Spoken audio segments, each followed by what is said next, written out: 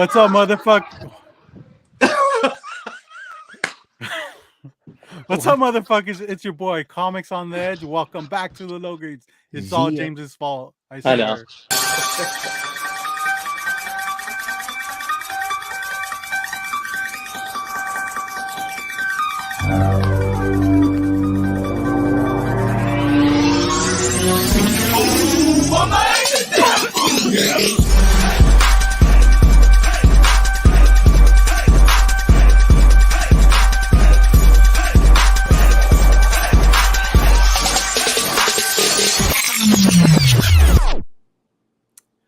Well, I don't think we've had a rough start like that in a while. Oh, okay, cool. This is fun. I like being Dude, back. this takes me back.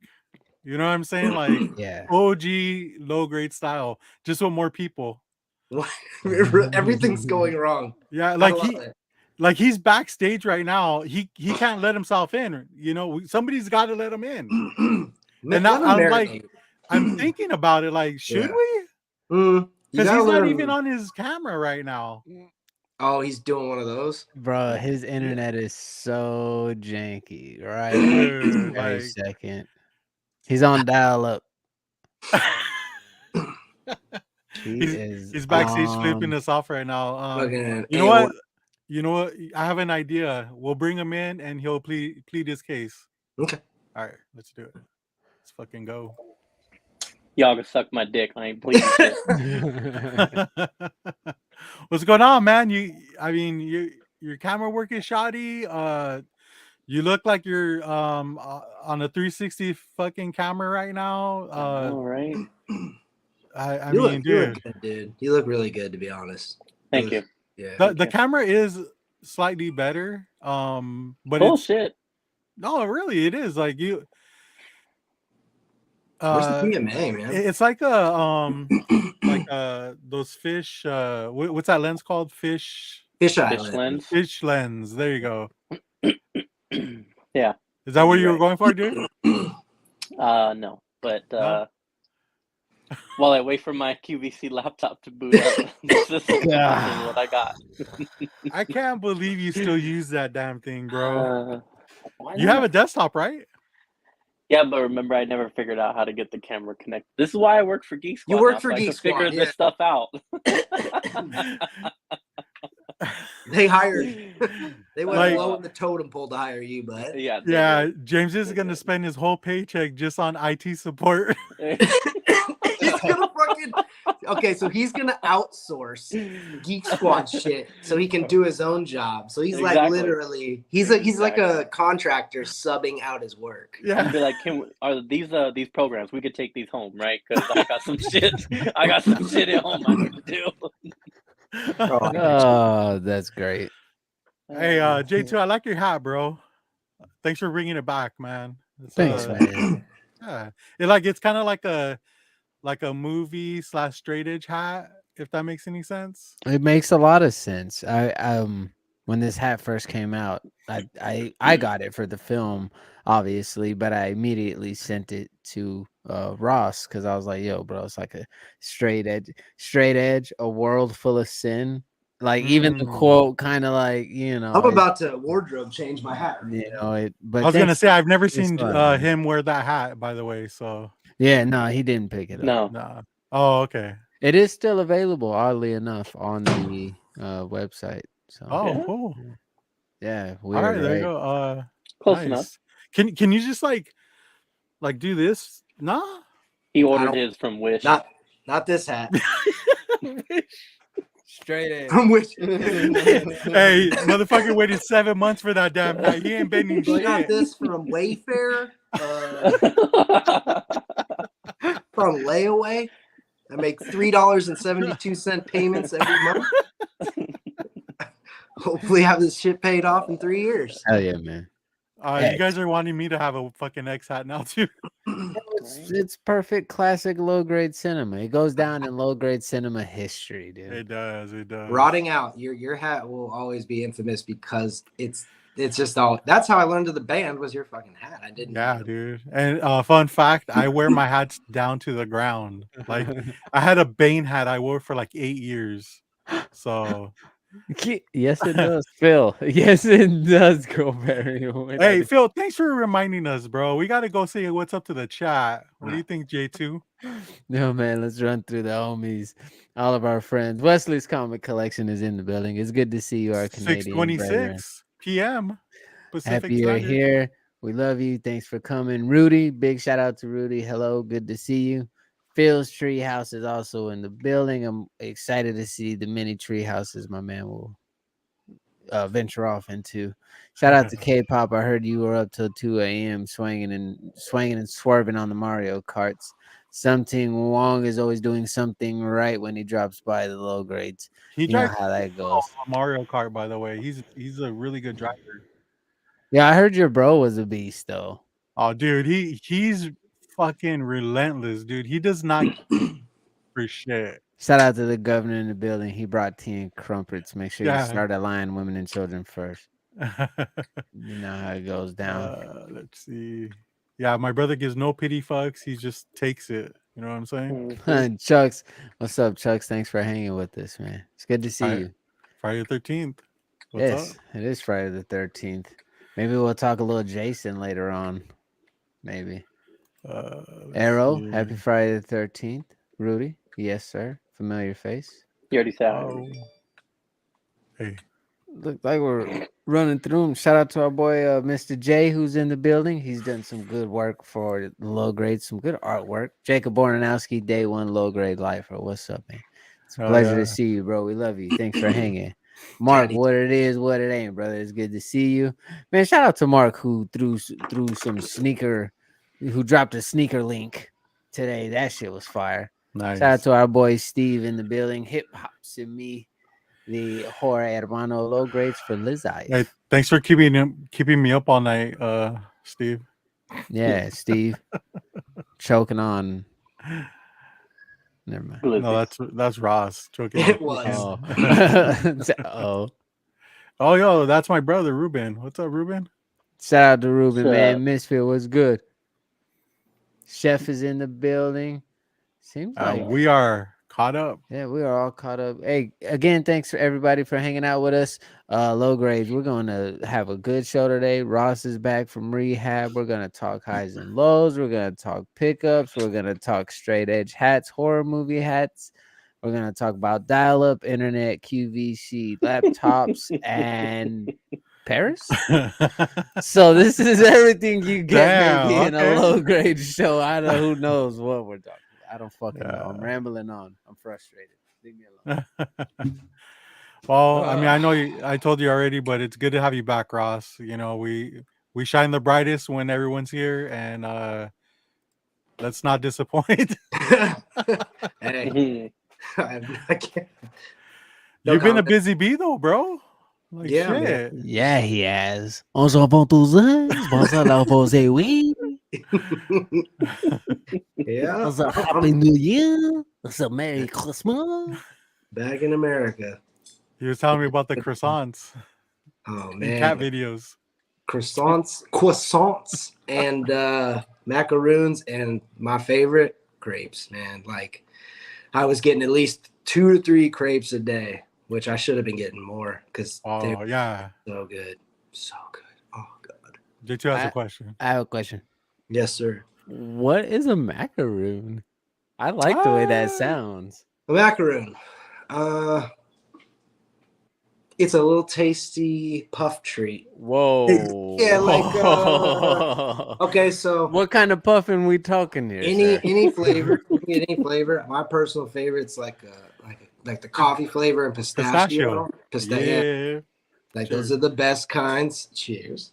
Oh, speaking of cheers, got my Wakanda. Shout out to Spidey. Yeah. I was talking with Robert about it. I believe you too. The best thing about Paris, their food wise, was none of their like real food, but their pastries and breakfast and breads. But I don't like their food. No, not really. Not really a big fan of them. Yeah, you know, my in-laws went to Paris and they said the food wasn't good and it was really expensive as well. Yeah, I mean, we weren't feeling it. One day I got ready. We chose to go to Five Guys one time and McDonald's over eat Paris food, if that gives you any idea of how much we hated it. Wow. Yeah. Nice. Like, I hated it. And I don't eat McDonald's, dude. That was the first time I've had shit. Listen, that was the What'd first you time get? I had McDonald's. It was under the Louvre. Hold on. I want to guess first. I think this guy got chicken nuggies. Nah. That's my wife. McChicken. I don't like McDonald's chicken nuggies. I do like chicken nuggies though. Wendy's chicken nuggies, yeah. My man's got. All right, what's your guess? He looks like a quarter pounder with cheese. Okay. What about you, James? I said McChicken. Yeah, Big Nah, Mac. that's too budget for him, bro. It's He's Big Mac. gonna dish out some fucking Yo, good man, money. is it really called La Big Mac? I don't know. And do they put mayonnaise? Macaroons of Bombay, yeah. Macaroons are bomb. So yeah, what would you just describe them as?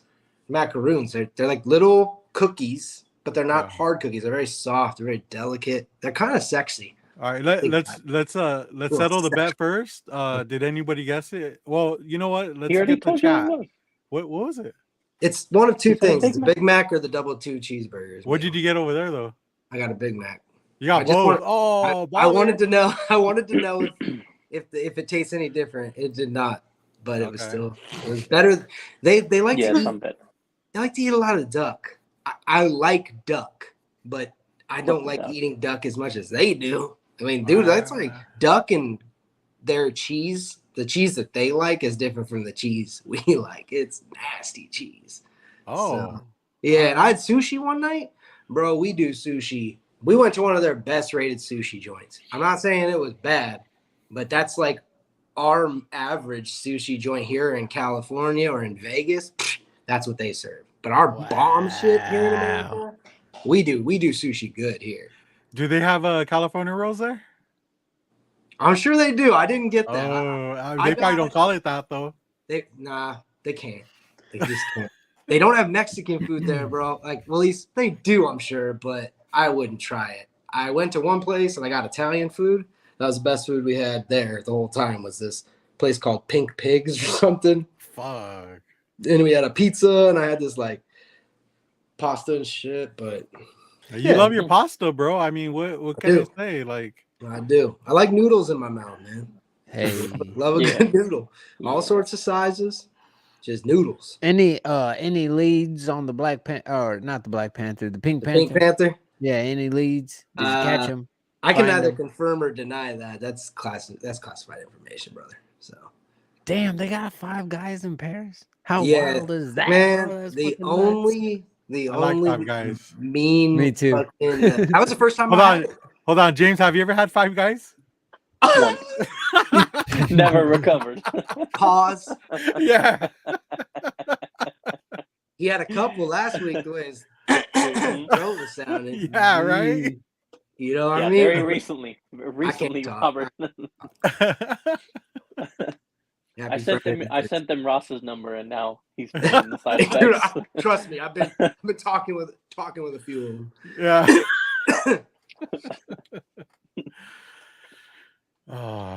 Good combo. What combo? What was the combo? Dude, look at this order, dude. This fucker balls out. Look at this. No tomato, 4 chicken nuggets, and fucking sugar cookies, man. Bro, that's the that little meal deal that they have.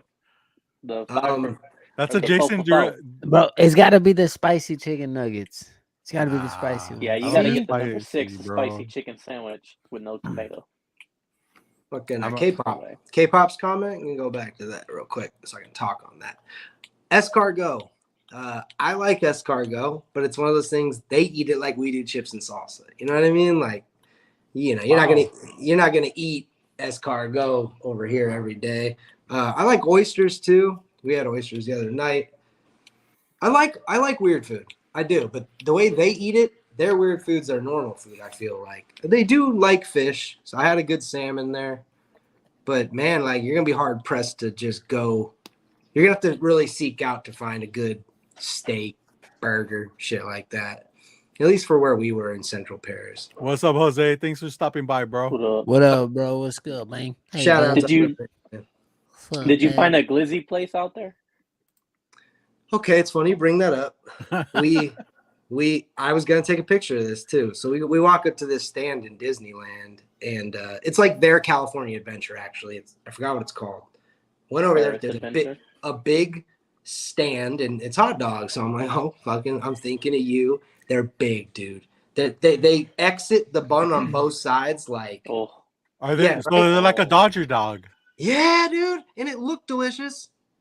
Totally. Dude, speaking of Dodger dog, what's up, Marcus? Totally. Thanks for stopping by, bro. Speaking of Dodger, we miss you.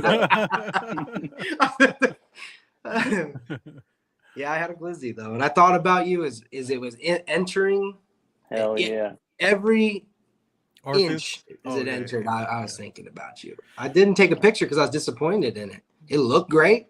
Then I ate it, and I'm like, oh, this is fucking whack. Like it didn't have enough Are we still talking lips and buttholes, right? Yeah, we're still talking girthy dogs. But yeah, crepes, man. They did it right with the crepes. That's all I care about. What kind of crepes do you get? Do you like? I know they have somewhat meat, right? I did not try any of the. I believe you can get bacon. I know bacon and sausage. I believe I've seen. My preferable one, Nutella, banana, and strawberry. Perfect, just perfect classic. Did you ask like for Nutella, but with the Ella, without the Ella? Ella. Oh, do you guys have the just nut? You just want a nut in it? Y'all got some nut? It just put nut in mine. Nut it up.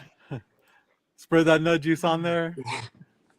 Yeah, so I kind of missed having that nut Nutella.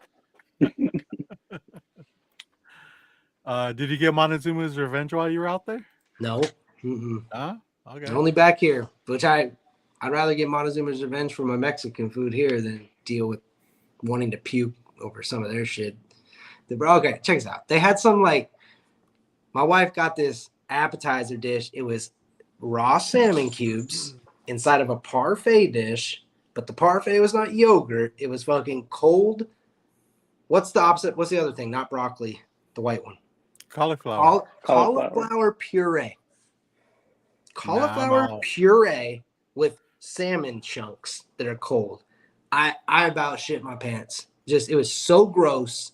Couldn't finish it. That sounds gross. It was bad, dude. Just so. And I like raw salmon, but like, what the fuck was the parfait? I was like, what are you doing? It's so gross, man. It's like having mashed potatoes with your salmon in a way. Hey, what? Knock it off. Dude, what's your wife doing? Damn. I think they're humping each other, the cats. Yeah, he doesn't want it anymore. Yeah, because they're both boys, so he's just like, no, don't be doing that. Yeah, it was vile K-pop, but yeah. Anyways, enough about me. That's awesome. Do you plan on going back, or you're just gonna go somewhere else? We're going to in June. We go to Hawaii for like 4 days, then we go to Italy, Rome, and Milan, and all those places, and then that's it for us, man. Then at the end of the year, we'll start trying to pop puss, you know. Fuck yeah, do you get that cream pie? I'm hoping to do like one of these. Like, you ever like you put two hands down, then you stand on your tippy toes, and you like pile drive that like. And then she enters you from the rear. I heard it's just the best way to get pregnant. You gotta just get the maximum. Yeah. No, I think you gotta just double up on your cream pies, bro. Or you just have super sperm. Like the more of it in her, thick, the better chances, because it's gotta slide into the little yeah. I mean, I don't want to be graphic or anything. It's not graphic at all. It's nature, and I appreciate you going into detail. Yeah. And so then your gloppy shit just kind of like it makes its way somehow, you know. It's the heat through the fallopian tube into the eggs or some shit. Then she delivers the egg and it hatches. This fucking beautiful, man. Can you explain that to my kids when they get old enough, when they start asking where babies come from? I'm be like, let's hit up Uncle Robert real quick. Maximum overdrive. Lizzie goes in the man.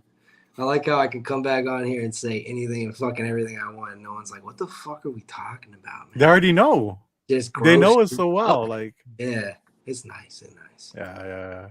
Cool, man. So off now, I guess. Yeah. So I guess we'll go to James now. Great. Dude, how's your week been, man? My week's been good. Are we doing like highs and lows, or are we doing just regular talk? You know, it's been a long week, and you know, no holidays, and we're just you know, I know you started a new endeavor. My week's been busy. I'll save that for highs and lows, but my week's been busy, just trying to balance everything I got going on, and learning a lot, which is very tough, but that's kind of what I wanted. So yeah, just honestly, I haven't done shit this week except be busy. Nothing's fun. Sorry. So sorry. Yeah, no kicks or anything. Oh, I guess we'll save that for later, huh? Maybe. I think you just need a new laptop, dude. It'll solve all your problems. Well, when I start getting a paycheck, then yeah, maybe get that cool 10% off of a right 3-year-old display laptop. No, brand new. How are you still fell sick? off the truck? Not really. I mean, I got a little bit of a lingering cough, but I am good. Shout out to everyone who's asked. Thank you. I know you guys had to suffer through not only this show Friday, but then you had to suffer through me on JD's show. But luckily, I made it through his show without like having to take a break and cough my ass off. But yeah, no, I'm all right. I'm cool. Yeah, check out Raging Cajun's channel. He yeah, it was good shit, man. There was a you know, people showed up, dude. That's awesome. Yeah. That is gonna be empty, but people wanted to see Banger Boulevard live in action. All right. And then tomorrow, shout out to I believe K-pop is going to be on tomorrow. No, I don't know who that is. Who's that? Never heard of it. Some chick, but yeah, she'll be on. And then also real quick, while I'm giving shout outs, I got to give a shout out to Sheena. She made it back to the gym. And my boy J2 over here. Oh shit! I forgot, bro. Dude, I forgot. I got your fucking gym life, man. And I blew that shit up, and it's in my fucking bathroom right now. Dude, I was gonna say the same thing. I'm getting mine framed, gonna put it right over here. Send that shit to CGC, dog. I show you guys because y'all are my closest friends, and I mean, we're not showing anybody. We're just talking. I know about exactly, it, you know, and I trust you guys. I have it loaded up on the screen though, if we want. You know what you should? No, don't do that. Let's not show a picture. Let's just show the real thing. Get some baby oil I'm real cool. quick. No. The spray tan out, bro. Lather yourself up. No, then, man. You know, show us what you got. No, the week's bit. Well, we're talking about.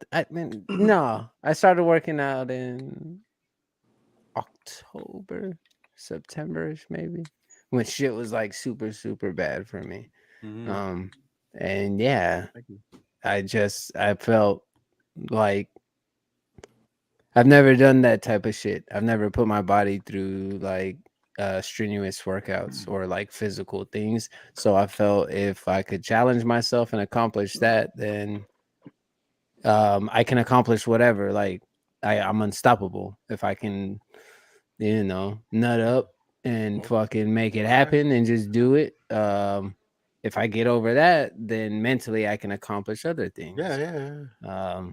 So yeah, no, thanks. Yeah, I appreciate that, James. Thank you. That's motivation for everyone else. Just make sure you just nut yourself up and just get it done. Well, all right. I had to say it the way I felt with more passion, like in my in my message to you guys. I do feel that way. right? Because I hate working now, man. I don't have a lot of self-confidence. I don't have a lot of motivation to like the fear of failure. So if I can get up and challenge myself and like, yo, just knock out this 1 hour, like just do it. I'm telling you, if you do it, you'll feel better and knock it off. You know, who knows what you'll be able to accomplish after that. So it's been a wild ride. I'm not trying to be like no fucking bodybuilder or anything like that. I do the gym life here at the house. You know, we got TM Nerdy in the house. What's up, Travis? But if you ask my friends here on the screen, it seems to be working for me. I don't need to go to the gym.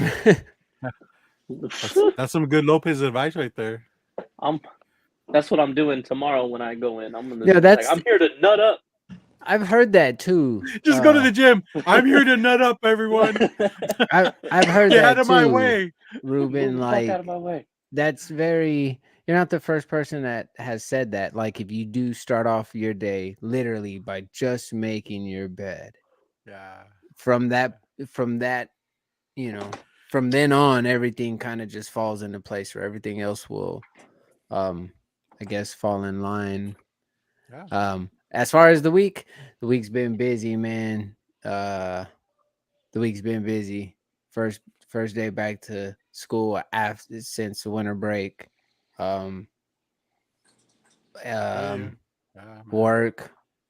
Working out and just trying to stay positive.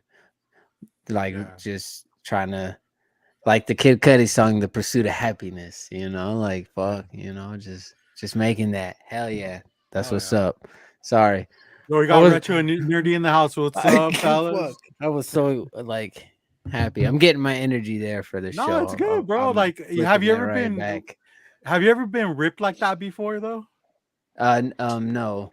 Jack Diesel ripped like you are now? Not Jack Diesel ripped. Stop. It's not. Hey, bro, I call it like I see it. You know what I'm saying? No, and it's funny because I'm actually uncontrollably eating to put more weight on. Yeah. So that's the cool thing about like where I'm at is I don't have to diet. I can kind of I'm allowed to overeat. Yeah. Whatever it is that I want, but I choose not to. Yeah. I overeat, but the good stuff. Well, I'm just gonna go out on a limb right now and just say that your physique is slamming. Thank you, sir. And I'll just leave it there. And I think everyone else agrees too. That's seeing your body. Yup. Man is a lean, mean fighting machine. Get cutting. Yeah, you got that right.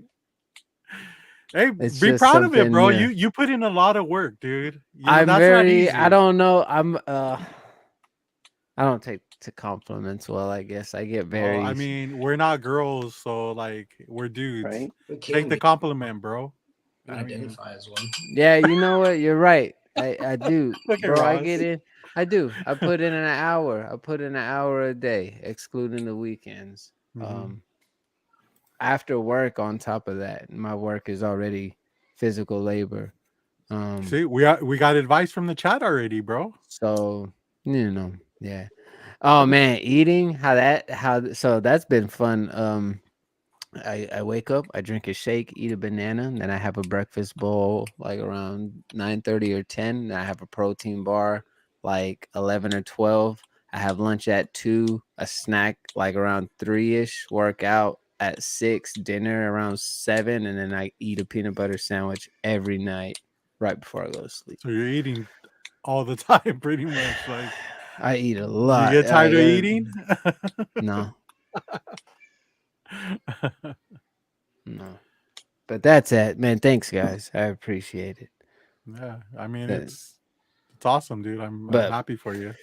The week's been busy. School, working out, and work.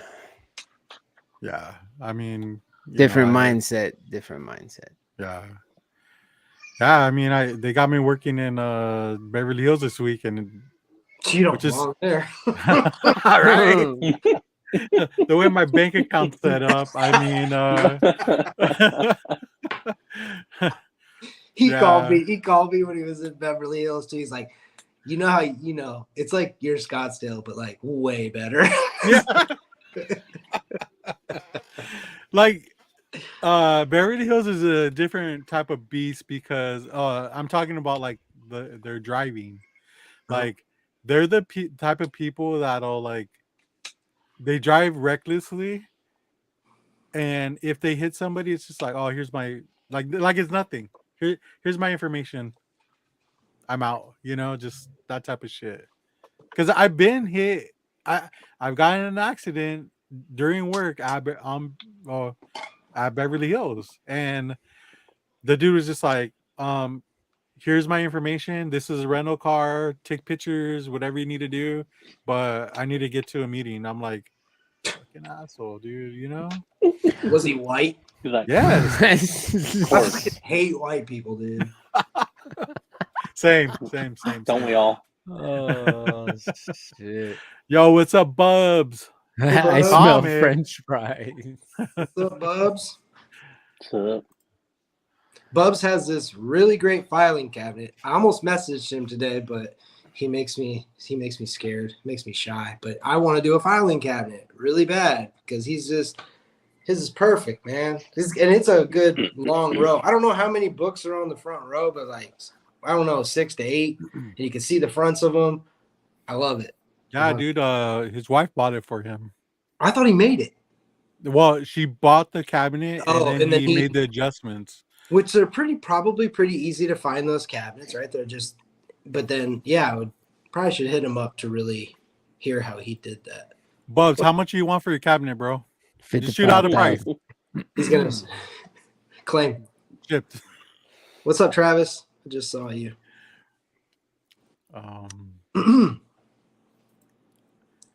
Jose uses actual filing cabinets. See, I'm not. Yeah. Nah. But I heard you. Nah, bro. You can take the filing cabinets and do the same thing, but what does Bubs have? It's like, it's not just a filing cabinet. It is I've seen those before. If it's what I'm thinking, it is a filing cabinet, but the top flips up so you can have a storage. I think he took off that top. Yeah. Just to put his graded books, I believe. Ooh, that's a good idea. Damn, that's a really good idea. Well, maybe we can get Bubs on here. 20 dick pics per cabinet. 20 dick pics per. Oh, dick. Dude, you know what? Yeah, he should have been here earlier because you could have taken a pic from the perspective of a dick down your throat. You guys, right? If you would have seen 10 minutes before this show started, nothing has changed between the low grades and how we do business. Okay. Yeah. It was nasty backstage. It's nasty here. Instead of the 20 got some residual. Can we substitute one picture of J2? I think that should suffice for a filing cabinet. No, man. Like once he sees that. Wolverine, dog. I'm just waiting for the I'm waiting for the J2 playing cards. The ones or the pen that where you like move it and he gets naked. But he's fully clothed, move it and he's naked. Oh, yeah. I'm gonna do trading cards. Calendars. Koozies. A calendar. We might have to do the OnlyFans account.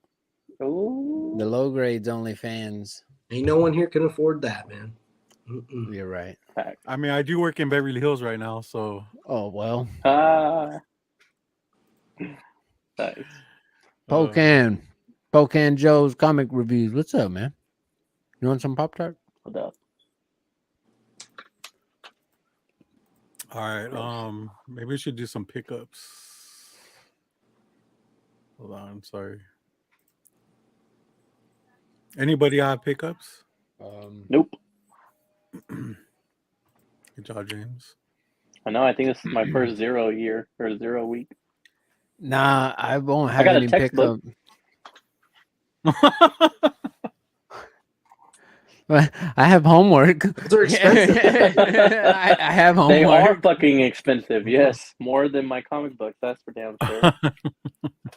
All right. Lord, my ass. What about you, Ross? Yeah, I have quite a few. All right, let me go first then, because I know you're just banging, bro. It's not, but yeah, go. It's the typicals. Okay, so hey. Where's the cats? So the weird thing is this is gonna be Funko heavy. Which, oh God. You know, I don't collect Funkos, but so if they're fun Funkos, you're gonna get them. Hey, so congrats, Keys. Sorry. Oh, that's a good one. That's a Savage Tales #1. Almost bought one of those. Okay. So got to get the Gwen pools. Somebody had the whole set, so I picked them up. Toys R Us one. That's my favorite one, I think. Shout out to Joffrey. No, seriously. We know. Oh, R.I.P. R.I.P. Let's make them Mac. Do you see that video of the dude that dressed as him at the toy store at the toy convention? But he was like a hobo version. Dude, let me bend over. Shit. Fill me up. Fucking right, Sasha Grey over here. not the Gok 3000. Man. And then this is a convention one. So what's the difference between that one and the one you just had, though? Is it just the this one? She's holding a selfie stick. How much did you pay? Were they like $25 a piece, or those really? They're like $3 a piece, which is awesome, bro. Yeah. Yeah. That's why you bought them. Yeah. Fucking steal. Let me break it up a little bit with a comic. So yay. I got this comic. Hey, the Frank Miller. Mm-hmm. It is. Nice red and black. I haven't seen those books in a long time. This one's actually the director's cut, and it's all in black and white and a little bit of red. Nice. But a splash of red. Yeah. There's a little bit of a controversy on this book. I'm trying to fucking find it here. I should have put like something. All right, here we go.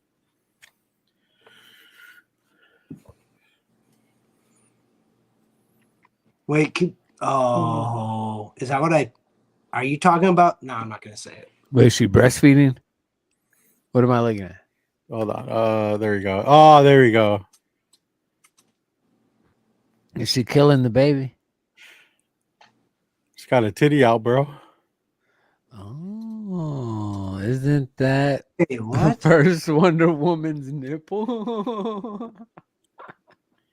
Is there seriously controversy? Nah, it's just you know. Hey, it's a body part.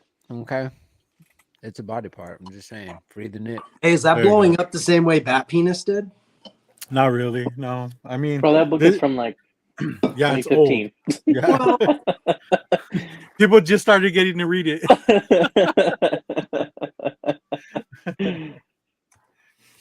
So, yeah, that was cool. I got that at Fisk Comics. Shout out to Fisk. Always. Yeah, man. Cool ass dude. Wow. During your smash and grab, or was that after? I got fingerprints on this. That sucks. What's their refund policy? No, they're my fingerprints. Oh. So then me and my wife went to a like a thrift store, and they had like a baggie. Whoa, is that drugs? Yeah. And are you not straight edge anymore? No. So they were full of these Funko minis. Oh my god. Wait, oh, look, the goblin. Bobbleheads, yeah. I mean, so yeah, there's chases on these too. And this bag had a couple of them. I was like, just loose figures. Yeah, loose fit in a bag. Like it's like somebody collected them and just like threw away them. Yeah, and so then I got their Spidey. Look at that cutie. There's Black Spidey. Whoa. I like that one. That's cool. And then there's Spider-Gwen. Okay, that's rad. Dude, I paid $10 for the bag, bro. Like, I mean, just one of these is like $8. One of these is a chase. I don't know which one.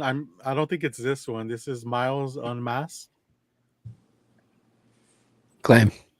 And then here, I think this is a chase one because he's holding like his suit. Double claim. Wait, that's Miles? Yeah, and he has a cape. That's cool. It's almost homemade. Looks like it's doing kind of the homemade costume thing. I can't. Yeah. Kind of what it looks like. And I think this is one of the chase. Well, they're not labeled as chases. I don't think. I think there's the odds are like per like 3 boxes or whatever. 1 in 10, 1 in 6, 1 in 50,000. Noir. Nice, dude. And $10. I mean, the final one, and I know this one is like one of the ones that everyone wants. Spider-Ham. Yeah, that's cool. So, yeah, it was just like a good score. I mean, I don't know too much about it, but you know, it didn't take much time to like look it up real quick and figure out that it was well worth the money I paid. So, yeah, very nice. That's my haul, guys. I mean, that's badass, Big man. Life. All right, all right. Let's fucking go. Let's go. All right. Shout out to my good friend, Mr. _Sidious, aka Jeremiah. He sent me a really nice note, just for my eyes only. Can you read it to us? No, I won't do that. It's too nice. You gonna cry? No, I'm not.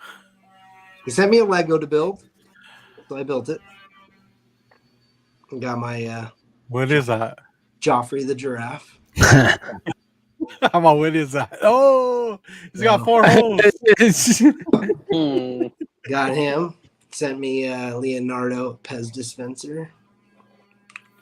Nice. With no Pez in it, but I'm not. Hey, beggars can't be choosers. It's fine. That's fucked up. I mean, it is fucked up. Let's be honest. This is pretty funny. Let's call it what it is. Do better. First appearance of the Mighty Moron Power Rangers. Nice. Correct. What's coming out of what is that? Crumpets? It's a Glen fart. It's a Glen fart. Oh, I need to plug up the laptop. Oh. Is that? Hello, Mr. Doubtfire. Yeah. That's badass. So thank you, Jeremiah. Sent me a very nice note. Another person that sent me an AOK out of the blue. Also, the person who did that cover is Marie Severin. If anyone knows her, there's a couple covers that are pretty questionable from her day. Chung's Comics. Tony Chung's Comics, my good friend, sent me this one out of the blue. It's a rare book. Super rare, super hard to find. I've never seen one. And he just sent it to me out of the blue. It's going to CGC pretty soon. So. Oh, yeah. Thank you, Tony. What year is that? That's cool. I think 1947, I think. Oh, your birth year. Nice. This was a cool one. I got these off eBay. I ordered this off eBay for the obvious reason. The monkey. Another golden age book. But he had sent me this as well because it took him too long to ship, which honestly, he shipped it perfectly on time. But he sent me just another book, another television. Who sent you that again? What'd you say? Who sent that to you? No, this is an eBay purchase. Oh, you should send it back. Send me a free book. Like, word. This is an estate sale find because I bought this because it's very hard to find this book. The first giraffe cover I ever bought is right here. I got it graded myself, and it's not complete. What? So I got lucky. I got another one. I don't know if it's complete, so I'll be sending this in to see how many 0.5s I can get of this fucking book. No, you know what? Me and you could do some research and figure it out. See if it's complete. Mm-hmm. I don't know. I like to gamble. But we will do some research. That could be fun. Shout out to the community thrift. Yeah, you do this thing called count the pages. Nope, I don't do that. All right, Paris books. Or first, I found these in Paris. I've never seen these out in the wild. So I've seen those, but are they Paris variants? Nah, just I saw them in Paris. They were super cheap, so I was like, yeah, I'll bring them home. Bubble gum and all. You're gonna start collecting those? I mean, if I see them again, but I don't know. They were super cheap there. Maybe everything there was different price because it's, I don't know. Maybe collecting's different there. Like, I should have bought a bunch of foreign books. I bet you I could have made some money on them, but Wes has a good idea, bro. We need a gum taste test. Nah, I'm not gonna open them. You started with the gum taste test and end with the gum taste test. I bought this. Reminds me of my buddy Pints and Pulps because of French Galactus. Here's a French Conan. This is the one my wife picked out because the cat. I don't really know much about Conan. The cat saying croissant. Croissant. I bought this because of Stan Lee and Vision, and it actually is the inside cover of this is in fact. Oh, nice. So, damn, that is cool. Oh yeah. French Spidey and Falcon. If anyone knows this book, this is definitely reminiscent of Mike Mignola's Punisher. It's like someone took the colors in the background and did this. Another French one. This was the first French comic that I found, but I did not find it. We walked into a shop that my wife had found. She had just walked over to a bin. It was the first book in there. And fucking A, man. It was a French. Yeah. So this is going to CGC. Wow. I have not seen one online, so I mean, ooh, that might be a magazine, bro. That's a good question. Well, you're gonna probably wait a year for that shit to get back to you. Now look, here's a normal comic book right here. Oh, look. All right. No, it's not. Good. Then you don't have to wait. It's a little bigger, right? But you don't think that's enough to justify it, right? Probably not. No, that should be good. I don't want to wait a year. You're right.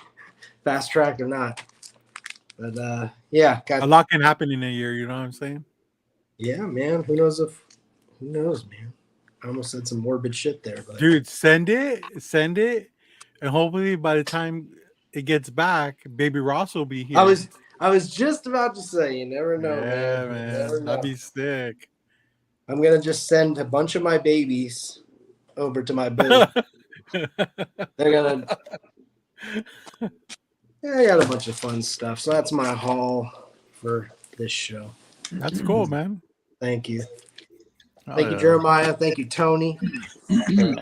Yeah, man. You know, I'm not into foreign books, but you know, you picked some good ones because like especially the one with the Stan Lee face on it. I mean, you could just punch a hole right into it and I mean, I'm not going to tell you what to do with your books, but bring the shredder bag, bro. All right. The shredder bag. But regardless of what I got, that was really cool of Jeremiah and Tony to go out of their way and do that. Yeah. How many shops did you hit up?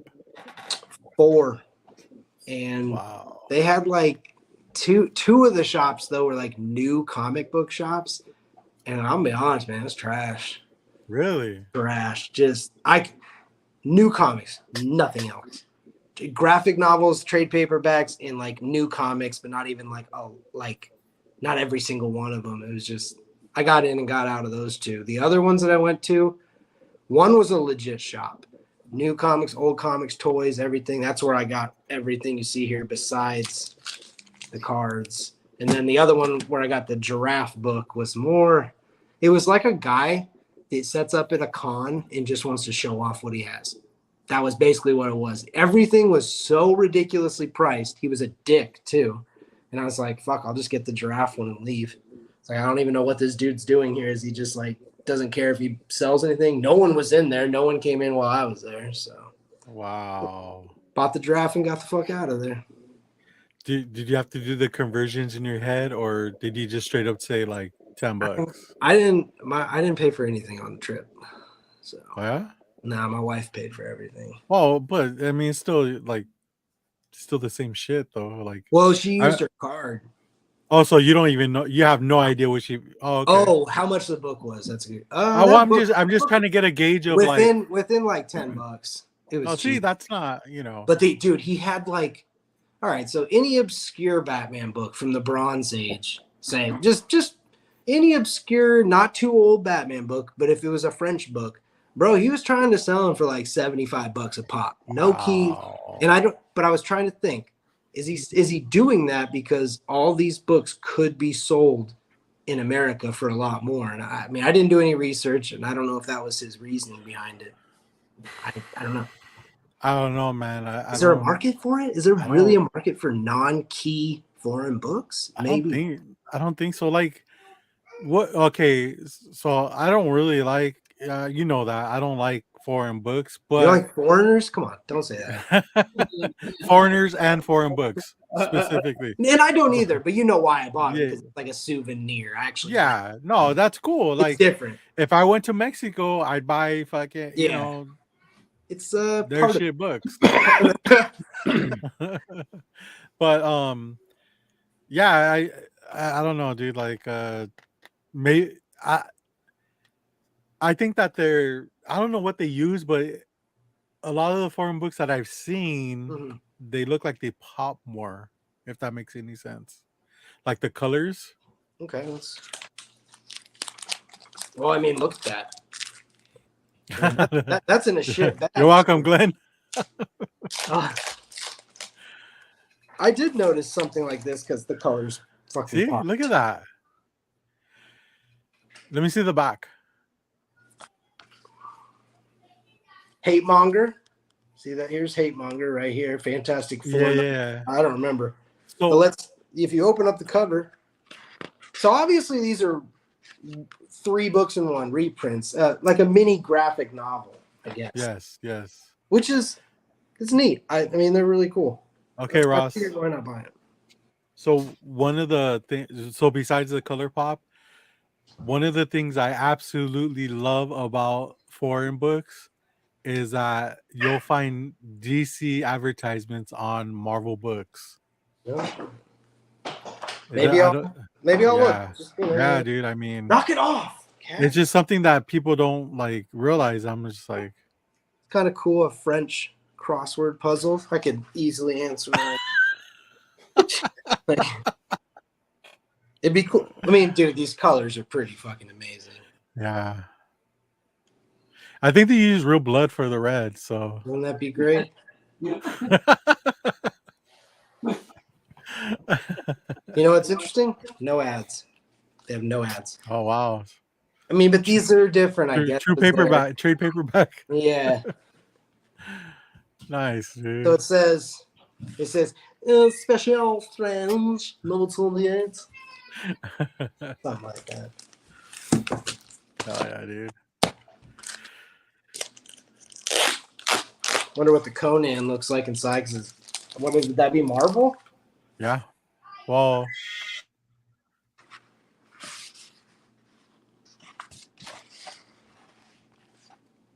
So black, right? Oh, this no, it's got color. No crosswords. A bien quoi? This is my favorite part. I remember opening this book. You got like Satan up in here, and I was like, "Oh, your favorite." I know. I was like, "Oh, well."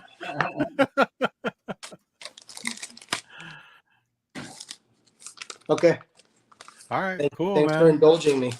Awesome. It's pretty tight. Tight. Get it right. Get it tight.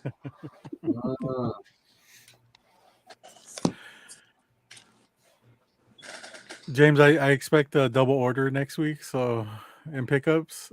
Yeah, James. I doubt it. I don't think I get paid till the following week, so no. Nah, they're gonna hold like 3 checks from you, bro. Like, dude. You know how it is when you first start a job? It's like, right? It feels like for fucking ever. Yeah. Yep. I get a kick out of watching us on the big screen. Okay. Let's just see how well everyone still remembers, and I know Robert will get this right. If you had to guess what type of ice cream I bought at the store, what would it be? Come on, bro. What? Robert's got to get this right. Rocky Road. We have the same favorite ice cream, I thought. Pistachio. Well, I like pistachio, but Heavenly Hash. Okay. Have you ever had that? I thought it was fucking. No, I don't smoke hash, bro. Cookies and cream. I thought, damn, this guy's going fucking wild. Damn. Stop. No, he's triggered by the giraffe. We were talking about cookies and cream. Never mind. Oh shit. I don't know. I always thought your favorite ice cream was cookies. No, it is, but dude. So what's it called? So I can try whatever you're trying. It's called Heavenly Hash. It's chocolate with marshmallow swirl, chocolate covered peanuts in it, dude. Amazing. I'm already down. Dude, do you have a Handles over there? The ice cream shop? Handles? Yeah. That sounds familiar. Dude, so they have it, and also I think Thrifty has it. I don't know what Thrifty is. I mean, I bet you I can find it. I could send you some in the mail. Yeah, could you?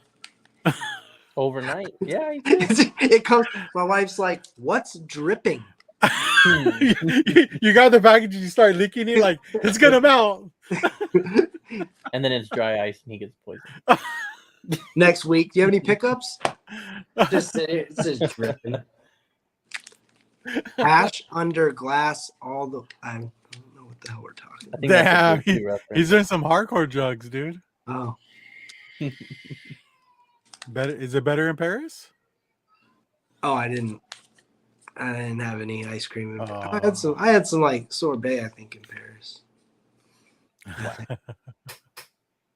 But yeah, I remember one of the first times I met Robert. He got a straight edge cake, and it was cookies and cream, and I was like, "Motherfucker knows what's up, dude." Yeah, it's that and funfetti, man. I've always liked funfetti ever since I was a kid. But cookies and cream.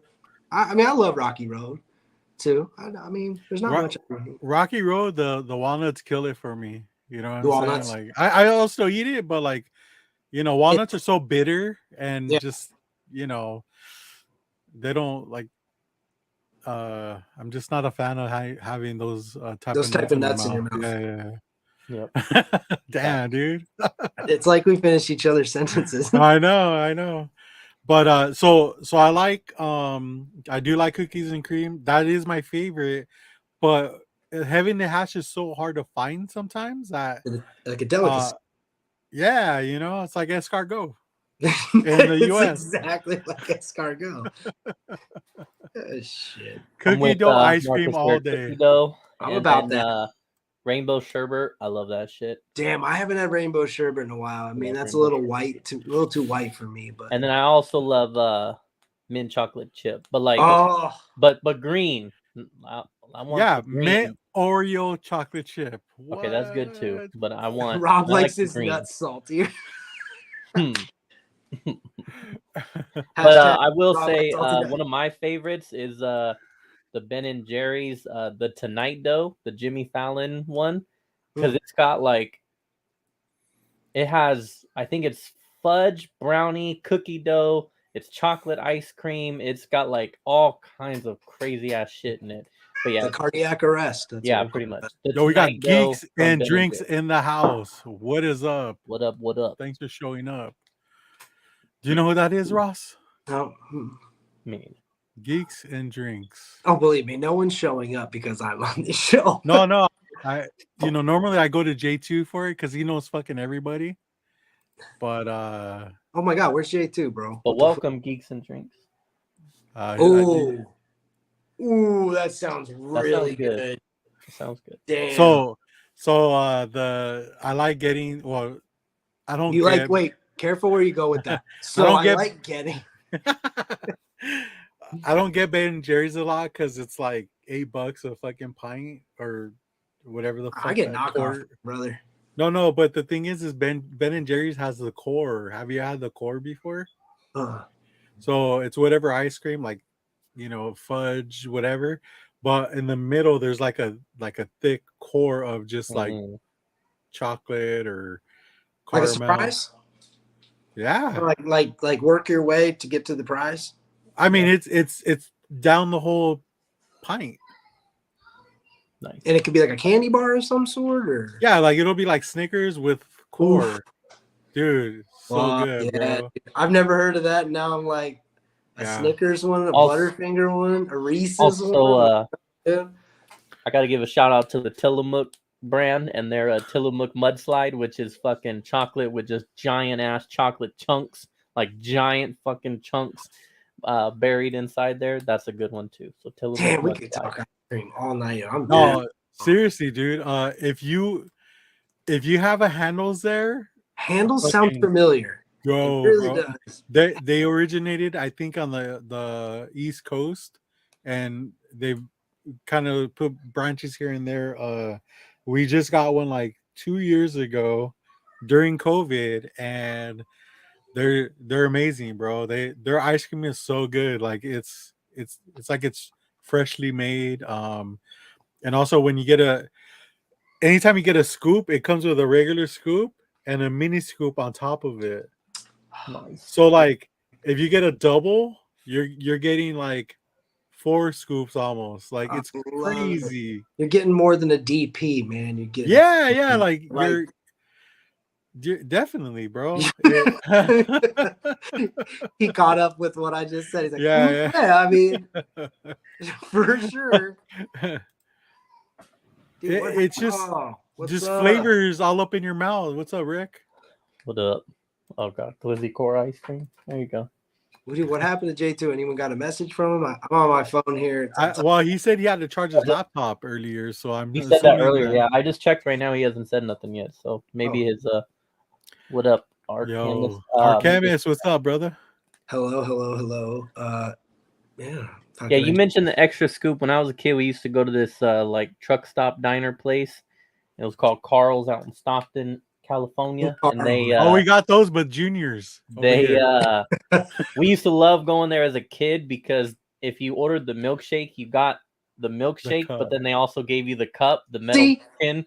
What happened to that, man? Dude, it felt like you, as a kid, you're like, holy shit, this is the fucking jackpot. Y'all remember Five and Diner? That's what they did. That was like the first time that I ever experienced greatness was at Five and Diner, and they were like, hey, here's your milkshake and more milkshake. And I was like, do I deserve this? We made too much. Here you go. We made what? It's my fault. Here you go.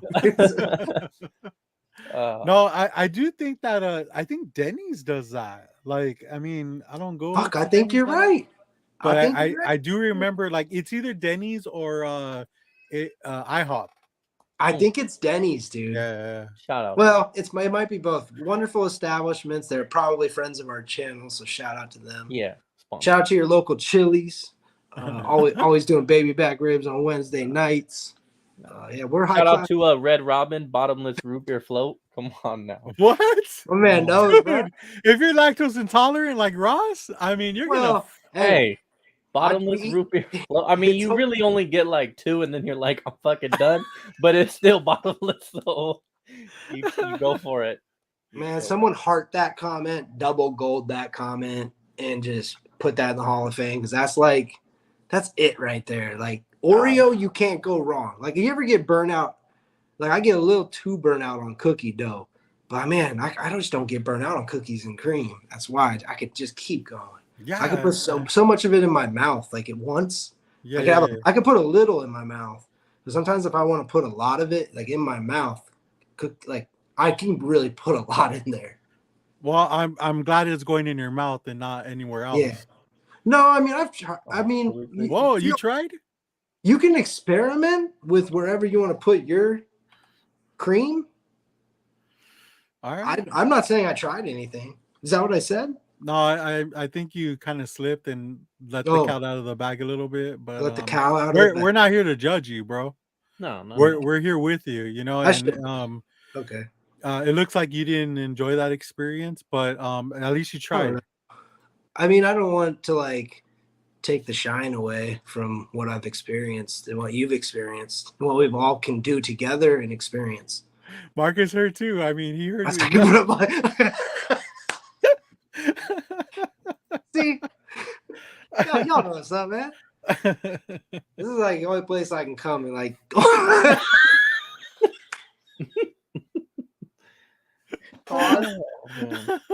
It's the only place I can come and like get a little weird with it. Your wife's like, here, I'm right here too. Yeah. Like, no, my wife isn't here. That's why you're hearing me get all this out. She might be watching somewhere, honey. I love you. She's not. Everything's fine. I'm not questioning anything. You know, we're good. Let's make a baby. Glenn, I sent that request. What? I finally sent Glenn a request on the Switch. I was like, I wouldn't even be surprised if he meant an IG request because I was watching Raging Cajun in your thing, and I believe it got brought up again how this motherfucker he even says he's like the one guy who brings him on to do an interview. He wasn't fucking following in the beginning, and James is like, yeah, I'm gonna keep it real. If you like post, you know, a bunch of YouTube content, I'm really not down with that shit. But then I saw, oh, he got some things. So yeah, I followed you.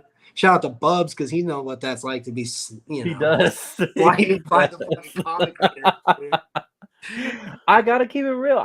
Listen. I don't want my feed being all advertisements. I want to see comic books. There's nothing wrong with that. Hey, you block people. I just don't add them in the first place. You know, we're like. I gotta set my chub when you just said that. Say it slower. I mean, we all have our thing. You don't follow. You just love it. You're like, oh, follow me, not following back. And me, I'm like, what'd you do? Nothing much. Block. We don't know each other. Block. I forgot who you were. Block. Your name starts with what letter? Nah, it's an ugly letter. Block. You're like Josh. I know a Josh. I didn't like the block. Yeah. That brings me back to third grade. Yeah. Or sometimes I'll just like pick 50 names out of a hat on my followers list and just spin the wheel and be like, oh God, him and I are actually good friends. Block. Yeah. Block them all. That's ruthless, it, man. Bro. Well, I do like that feature that IG has where it tells you the people that you don't interact with. Oh yeah, yeah. But kind of goes like back and forth, like both ways, and you could determine, like, you know, who you want to keep. Yeah, it's so true. I do that. I'm like, sometimes I'm feeling a little frisky, so I go to that, and I'm like, well, let's see who's getting the delete button. Let's see. Yeah, it's like people that don't follow back, and it's like, well, I mean, Kat Von D, she's cool. Like, I'll just keep her. I'll keep her. Yeah, we don't know each. Dude, you know what? Let's bring this up. Who are the people who do that thing where you go like someone's post that you're not following 10 times? You go like 10 of their posts, but you don't follow them. And then you go to their page and it's like being followed by 2,000 people and they're only following 25. I could name a couple fucking people in the community that do that. No. Like bad, like really bad. Oh, like I didn't know you did that. Well, I mean, I'll call one out, dude. Poorhouse Collector. I don't fucking know that dude. He fucking followed me, unfollowed me real quick. Yeah. Like just to bump his numbers up. I'm like, but there's so many like him. So yeah. Like, and you know what's funny is Poorhouse has been on IG for a long time. Oh, I don't care. No, I know, but I'm just saying, like, the fact that he uses that tactic is kind of weird because it's super cringy, dude. Because you're just going in it for the likes, pretty much. You're not really trying to like make connections with people, you know. I have 3.1 K followers, and I have connections with every single one of them. Shut the fuck up. I literally talk to everyone almost every day. I'll fucking, dude, like for me, if I see someone like my post that doesn't follow me 10 times, and then they like 10 posts and they don't even follow, they do that, I just immediately go to the block button. Yeah. I don't even know what else to do. It feels so awkward that people do that. Katie's there with you, bro. You know, she hates that shit. Yeah, no, it is what it is. Now I'll unfollow the shit out of people that don't interact. So that don't interact with me button, I unfollow the fuck out of you. And a lot of dead accounts. I didn't even know that. button existed. No, I held my hand up because I thought you were talking about just look at me. Yes, the circumstances discrepancy in followers to following. But I get what you're saying, though. Oh, and if you post, like, it depends. If I like what you post, I don't care how many times a day you post. I really don't. If I like what you post. But there are certain people, especially the people that don't give context to their pictures, and they'll post like fucking 10 books in a day with no captions, or they'll post them like one after another. I'm like, what the fuck what are you doing? Yeah. Like, make it exciting. At least like put a fucking emoji with like a turd and a finger. Or Yeah. Dude, it's funny you say that because we actually have the epitome of the person that does that kind of shit. What's up, Bubs?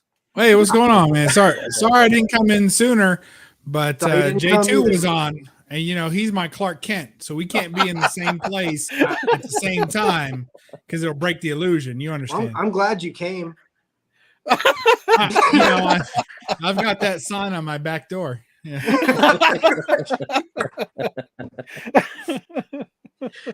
Oh yeah, dude. Hey, so now that you're here, I'd like you to like run me down the fucking your filing cabinet just so I can kind of get an idea. It might hurt your back, but we could try it. Well, I got 2 cabinets. So how did you get 2? What last time? No, first you get the first one. That's the tricky part. Then you got to get the second one. You can't get the second one unless you get the first one. Otherwise, you just have one.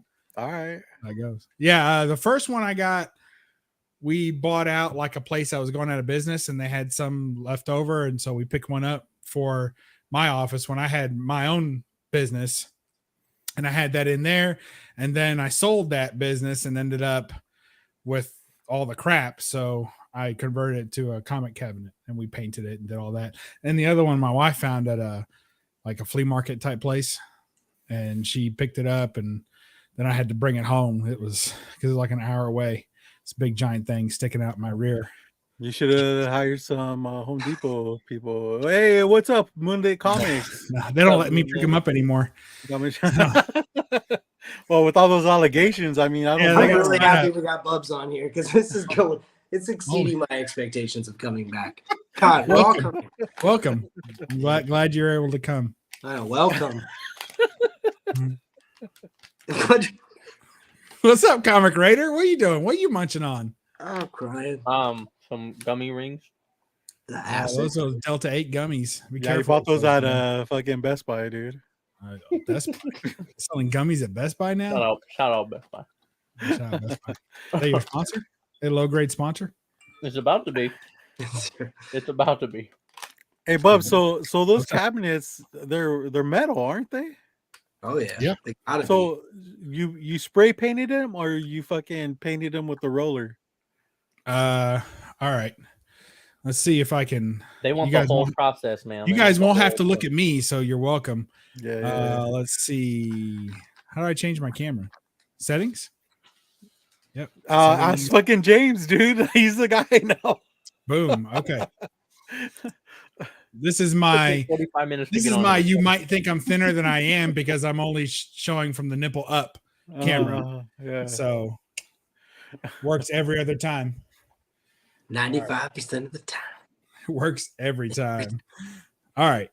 So oh, dude, I thought he had like vending machines. I was like, what the fuck is going on there? So yeah, no, he got one of those huge filing cabinets and he took the drawers out. No, I took the drawer. Look, now you're gonna hear my New York accent. I took the drawer faces off. Okay. The drawer faces. So these all had metal fronts, and I took those off. And then the bar is like these are, in order to get them to work, you have to get lateral legal filing cabinets. So that's the kind that hold comics. So lateral and legal. So lateral because you put them in like this. Here, I'll show a second drawer. It's easier just because I'm too lazy to get up. So are you still sitting? That's ooh, tight, the bro. labels. Yeah, that's sick, dude. I just bought that Cap 100, by the way. I think it's Cap 100. Yeah. Shout out to Frank's Comics, Elite Comics. I just bought that tonight.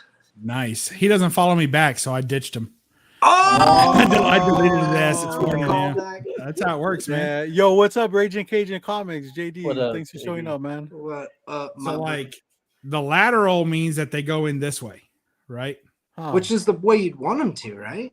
That's the way we would want them to. But like most filing cabinets are filled front to back, so they'll be more narrow and they'll have like rails right here for the hanging file folder. Yep. So you need ones that have the rails going this way, laterally. So this is one of the rails that you would hang the filing folder on. So I use it as a brace to hold it all together, you know. Plus structurally it helps because otherwise there's no brace in the front. So then you need legal size because they're deeper. Because a legal sheet is longer and you put it on its side. So longer now and deeper. You don't want illegal ones. For sure. No, you don't want illegal ones because somebody will come take them from you, and then shit, you can't get your nails done or get a decent burrito in this town. So, so then, and if you do that, like one this size, which is 4 feet wide, I think, which that's girthy. It's real girthy. It is very girthy. So this holds that Ghost Rider, Western Ghost Rider. Yeah, I think Ross would do it laterally because it's from back to front, right? Yeah, that's how he likes it, isn't it? Yeah. And longer and deeper, I understand like I get what you want out of each. The deep drawers, yes.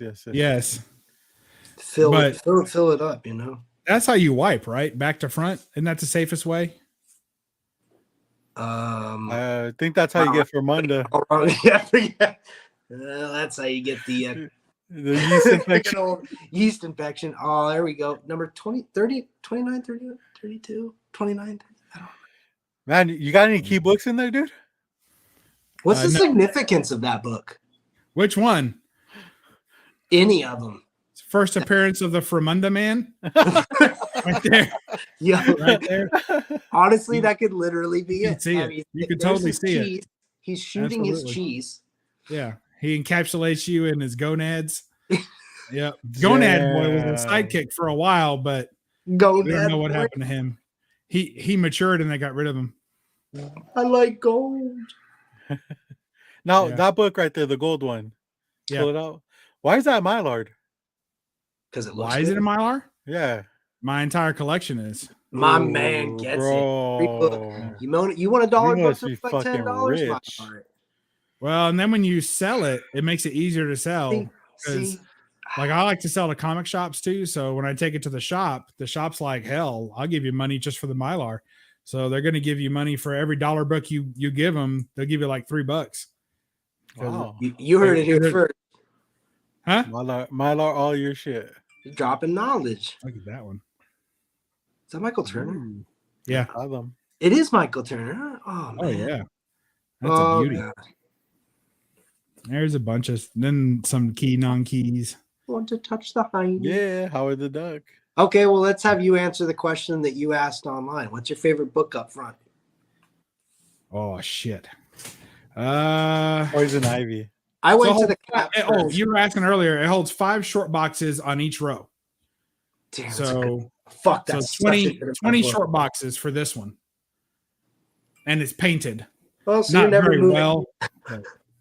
That thing's got to be empty to move. Holy shit, that's heavy. Yeah, and after I built it, people were like, "You should have put wheels on that." And I guess like some people put like some boards on the bottom, and then they put wheels on it to make it easier. So let's see. Favorite book. What's it gonna be? Is that a Mystery in Space? Yes, that's the one. The Mystery in Space, all the way to the left. That's the first Adam Strange showcase. Right? Yeah, showcase first Adam Strange. Yeah, dude. Yeah. I think that's the winner. I do like that one. It's one of the older ones showing too.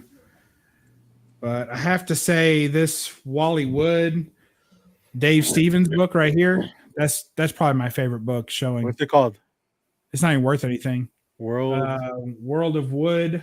I like that. World of Wood. Yeah, maybe number 2. Number 2. World of Wood 2. World of Wood. That's what we call James. And it's got that cool like the dude's bringing a alien in. It's like a Family Robinson kind of thing. So dude's bringing an alien in, and the mom in her red high heels and her little Apron is like, no, get that out of my house. DTF. Yeah. What's up, Simple Simon? Hey, Simple Simon. So Simple Simon has a channel. Go sub him up. Him and his wife, I believe, or girlfriend. They have a girlfriend. So that's one cabinet. Drop a link. If anyone could drop Simon's link. Ooh, they got so you got the first. What's that? Oh, I like that. Oh yeah, open it slower. Oh, yeah. Hey, someone was asking about your guitars. I know we've gone through this. Someone asked about the Les Paul. They're for sale, by the way. That's my 335. I've got 3 Les Pauls in the other rooms. I have a guitar in every room except the bathrooms and the kitchen so far, but I need to get more. So that's this is my golden. That's my slabs up top that are not on display, and then this is Golden Age and magazines, and then where the Boglin is, that's where that stops, and then those 2 rows underneath are for sale. Ooh, feel free. Feel free. Hey, we should talk in DMs. See what you got. Yeah. I thought we already were. Someone's been using your handle, man. What do you mean? So this one I did. That's all in duct tape. So, and it's, as Beyonce says, prismatic. So check this out. Perfect. How the light's catching that? Oh my god. I have just received a gift from my wife. We need to take it in. She went to the zoo today. All right. She just walked in. There is a shirt too. Yeah. Oh shit, son. Nice. That's so good. We should show it on 2 screens. Yeah. Got a giraffe shirt, a giraffe bag. Thanks, boo. You guys have zoos in Arizona? I love you so much. Wait, why am I on? Whoa, that's a trip, dude. How did Bubs do that? Oh, dude, I'm so stupid. I was like, how the fuck is this happening? Inception. Yeah, I kind of want a filing cabinet now because I didn't realize it even held that many. I mean, you don't even need that many, man. It's it'll really comfortably hold. Thanks, Glenn. 2,000 books real comfortably. Shit. So I need my limit is 3. Legal. Lateral legal, yeah. Not Adderall legal. Lateral legal. But whatever you need is fine. He's like winkety winkety. Lateral legal. I think I'm gonna do it. I'm gonna get me one of those. It's sweet. Way better than comic bins. I'm sick of comic bins, bro. I can't do it. Why? I like comic bins. Because the way he has it, it's so accessible and so it's aesthetically pleasing to look at that. You don't got to open individual box to go through it. Yeah, and you don't have to take boxes off boxes. So, I mean, Bubs has become the smartest person in this room as of right now. Wow. Yeah. Oh, just as of now. Wow. Just as of right now. What have I been doing with my life? Things change. I mean, Ross's views are not the views of the low grade, so we do not. we do not condone his language. We're all coming. My wife just looked at me. Yeah, you've missed a lot of this show. Yeah. Oh, so J2 is having laptop problems.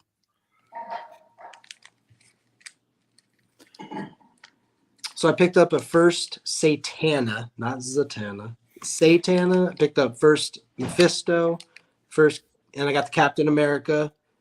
And I cannot fucking remember the other one. Oh, X-Men #9, first Avengers and X-Men meeting tonight from Frank.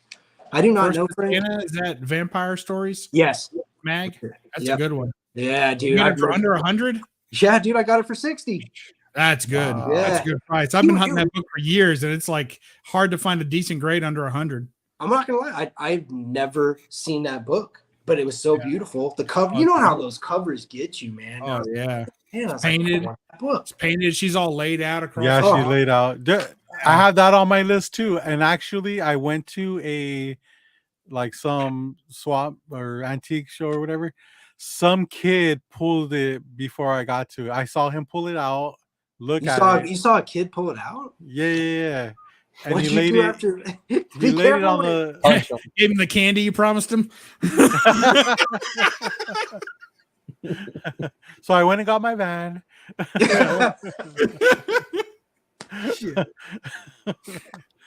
Yeah. So so he found it and put it on top of the short box he was going through, and then he proceeded to try to get it. I mean, the guy sold him for like $3. I mean, it was ridiculous. But those magazines, bro, you gotta jump on those. I am curious though about Bubs, and because when you say selling books, are you selling just bullshit? Like, do you sell some of the stuff that I like too that you like? Like, let's go through it, Bubs. Come on, take us through it. If you have Golden Age, no, you know what? I'm interested too. Let's go. No, you guys don't want to do that. That's boring as shit. You after 4 books, you're like, then I got to go all the way back over here, close that shit down. Oh, so it's junk. It's junk. All right, I got it. I mean, it's doubles. It's stuff that I've upgraded. I have like a small key box that I keep, but I mean, most of this. Here's the first Mr. Sinister newsstand.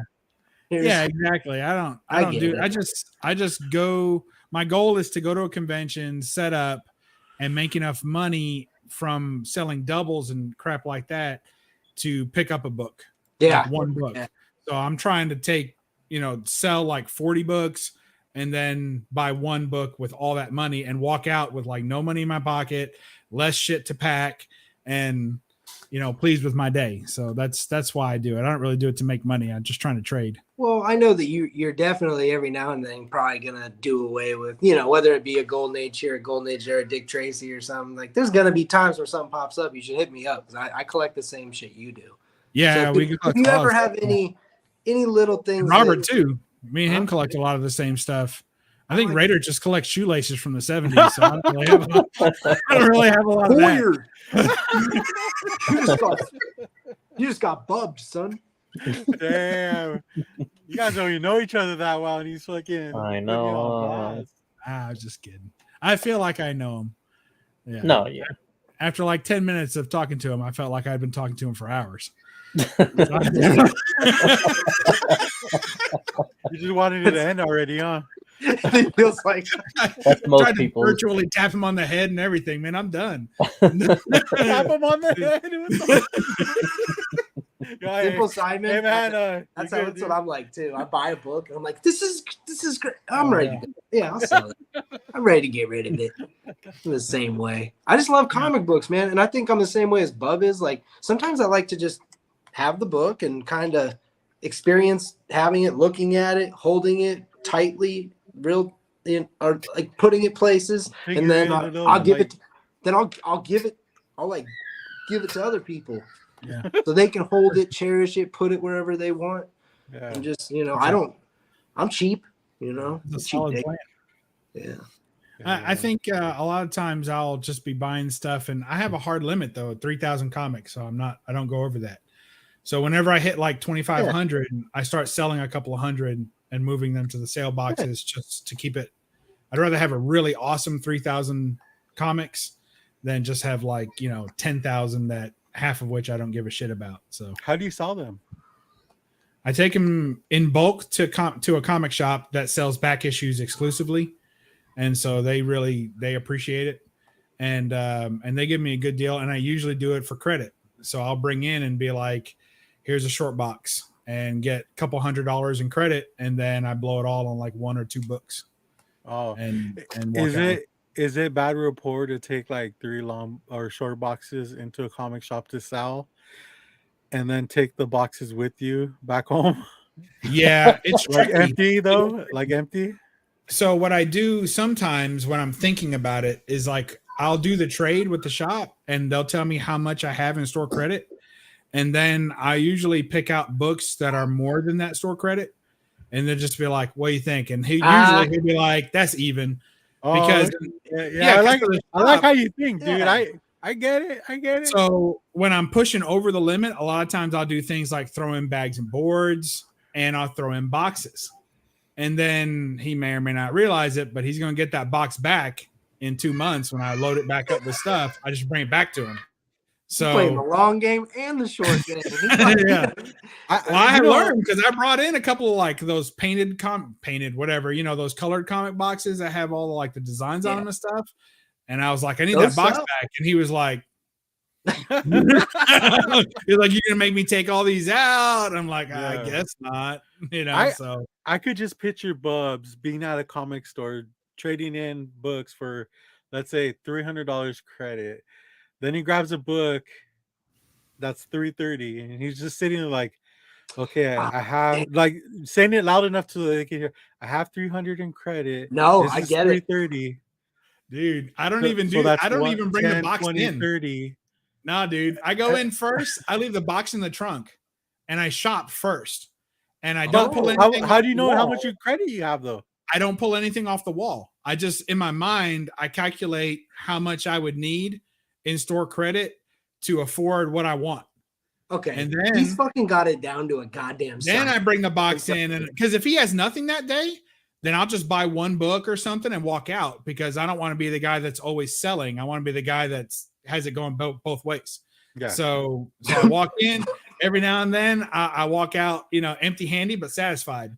Yeah. And then you could be talking about anything right now. I know. You really think I'm not taking advantage of them. If there's stuff I like that I want to trade, then I take it out of my rear, bring it in, and slap it on the counter, and then he thumbs through it and decides whether it's something he wants to take in or not. And he rejects it every time. That's a fucking clip. He rejects it every time. No, but sometimes I can tell like he's not buying. Like I watch him on Facebook too. And sometimes I notice like he hasn't bought a collection in like 3 weeks.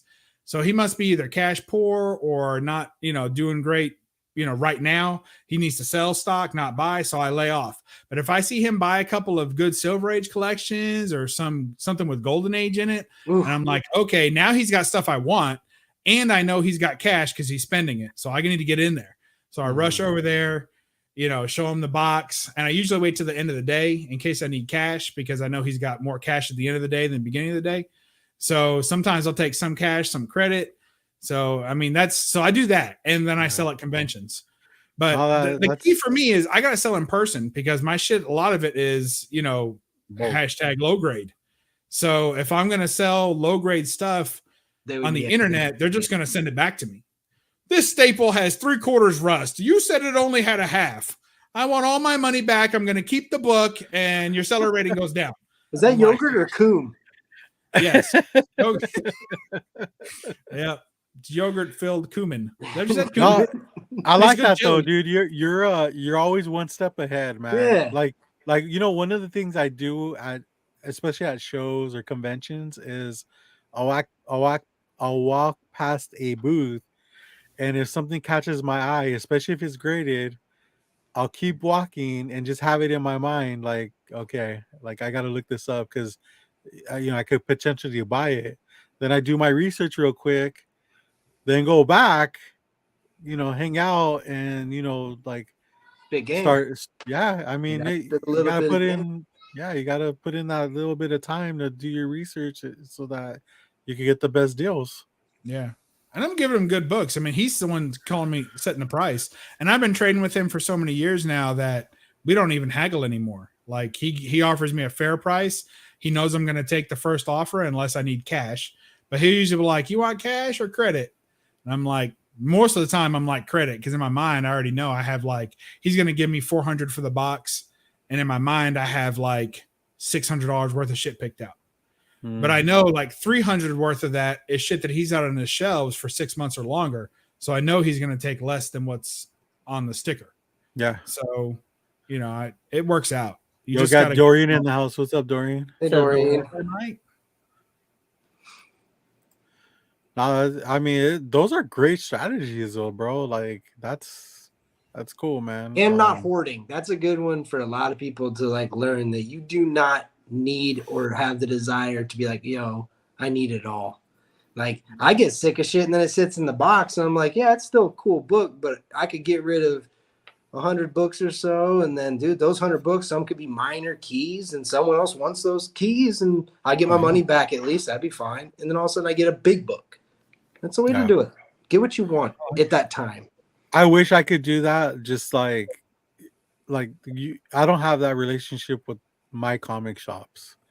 You know what I mean? Because they just don't work like that. I mean, and I don't want to get hosed. Like, obviously, I paid, I paid money for the books I have, and I would hate to like just give them out for free. I mean, even though I have, it's the same thing that you have, but there's no books going out. It's just coming in books and coming in. staying there.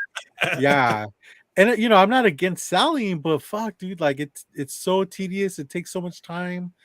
And like I said, I don't have shops that are cool like that, So it's true, and I think what Bubs has is it's perfect. Yeah, that really is. It's an ideal thing. A lot of shops really aren't. I mean, shops have to make money. You can't expect to go into a shop. And I've heard so many people say, "Oh, you collect comics. What could I get for this at the shop?" I'm like, not what you deserve, but what he's talking about is it sounds like you're probably not bringing in real big banger books. Mm. I mean, I don't know. Are you? On rare occasion, there'll be a golden age that I'll slip in if I end up with a golden age double, which does happen sometimes. So, which I'll be your guy now. Let's talk. Yeah, I appreciate that. I would love to know. On rare occasion, I'll have a golden age double, but usually it'll be moderns that are like variants and stuff. Oh, yeah. And I don't really even collect that stuff, but every now and then I'll get one, and it's stuff that I like.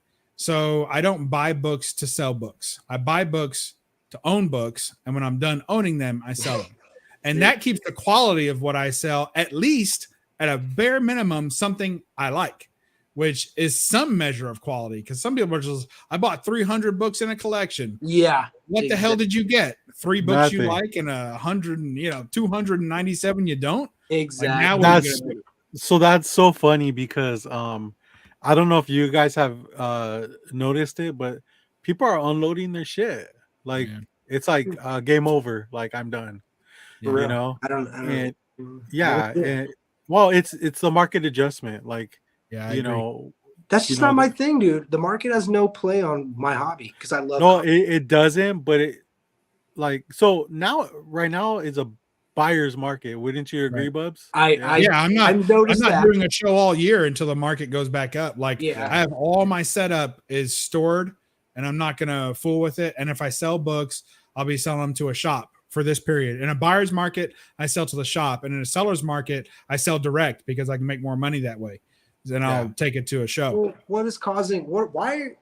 Because I have not seen a buyer's market like this in a very long time, and how long it's been going, the longevity of this buyer's market, and I don't even see an end to it. Or is it because we've seen the end of the phase 3 or phase 4, or whatever it was of Marvel? Is it the whole slew of the COVID thing?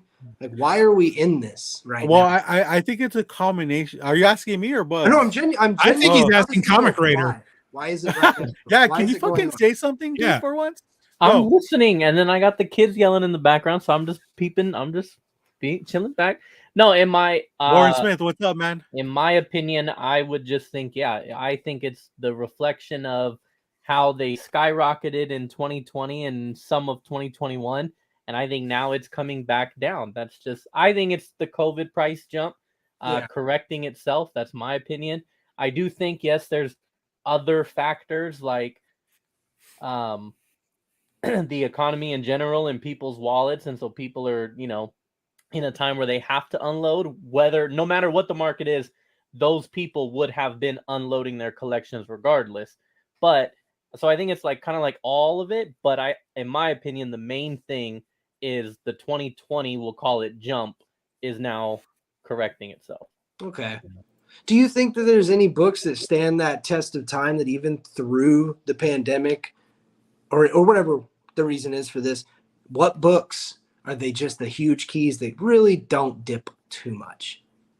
I mean, I bought an FF5 again and it dipped significantly, and that's why I bought it. So what book is safe? Is there any books that are safe? I don't think any books are safe. I don't think any. Because I've seen the people post the I was telling Rob like last week, we were talking about an X-Men #1.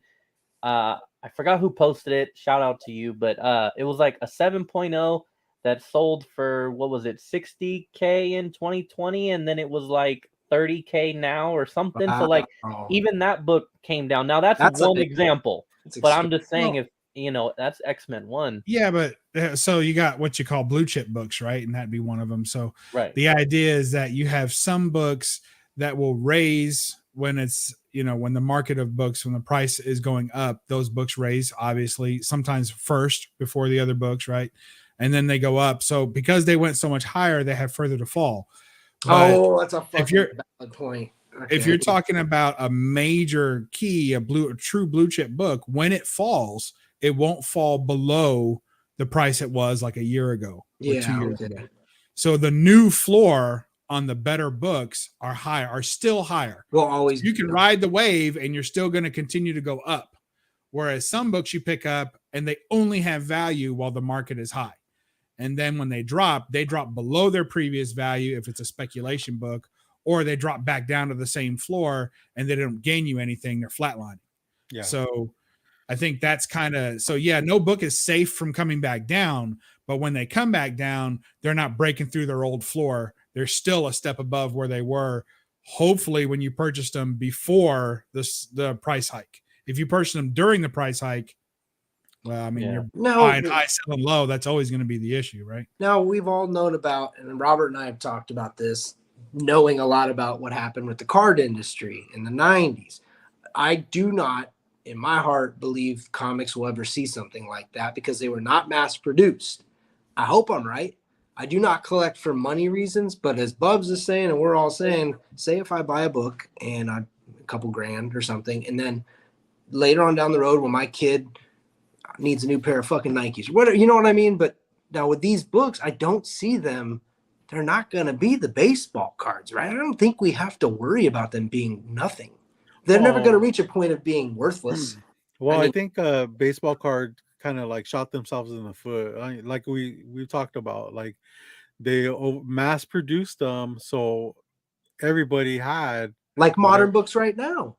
Yeah, I mean, unless you're given the incentives, but even the incentives, what's the market for an incentive 20 years from now? Yeah. Whether there's 600 of them or not. Now, say if you got the first appearance of fucking, whatever, fucking the first Groot. I mean, that's a book that there's still not many of them out there. I mean, even in higher quality. So, I mean, that'll probably always be a significant book. Yeah, I don't know about the mass produce argument, though, because like if you look at print runs from even the Silver Age and definitely in the Bronze Age, I see how you are. Go on, Raider. But if you look at the print runs of those books, like most of your modern books today, they would have been canceled. Like they're not gonna at the sales levels of the modern books. I mean, they were way producing more books in the Silver and Bronze Age to distribute than they're producing now of your average. Wait, really? Yeah. Wait, like your average title printed book.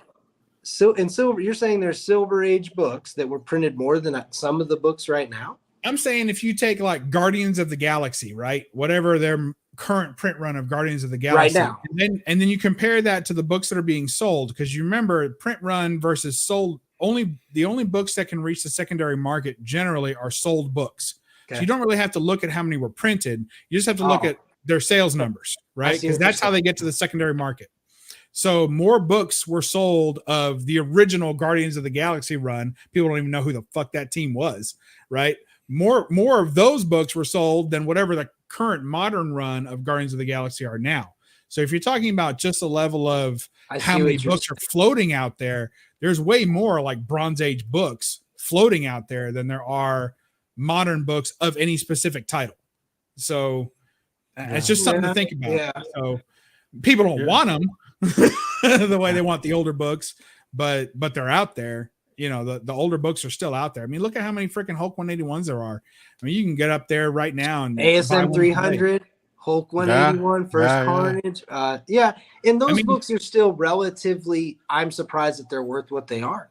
You can name any key from the Silver Age and more modern than that, and you could buy one right now.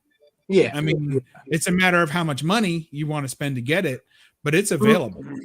Yeah, I would think even like Daredevil ones like are very affordable. Absolutely. You're right. But not only that, you're seeing more Daredevil ones now than ever, I believe.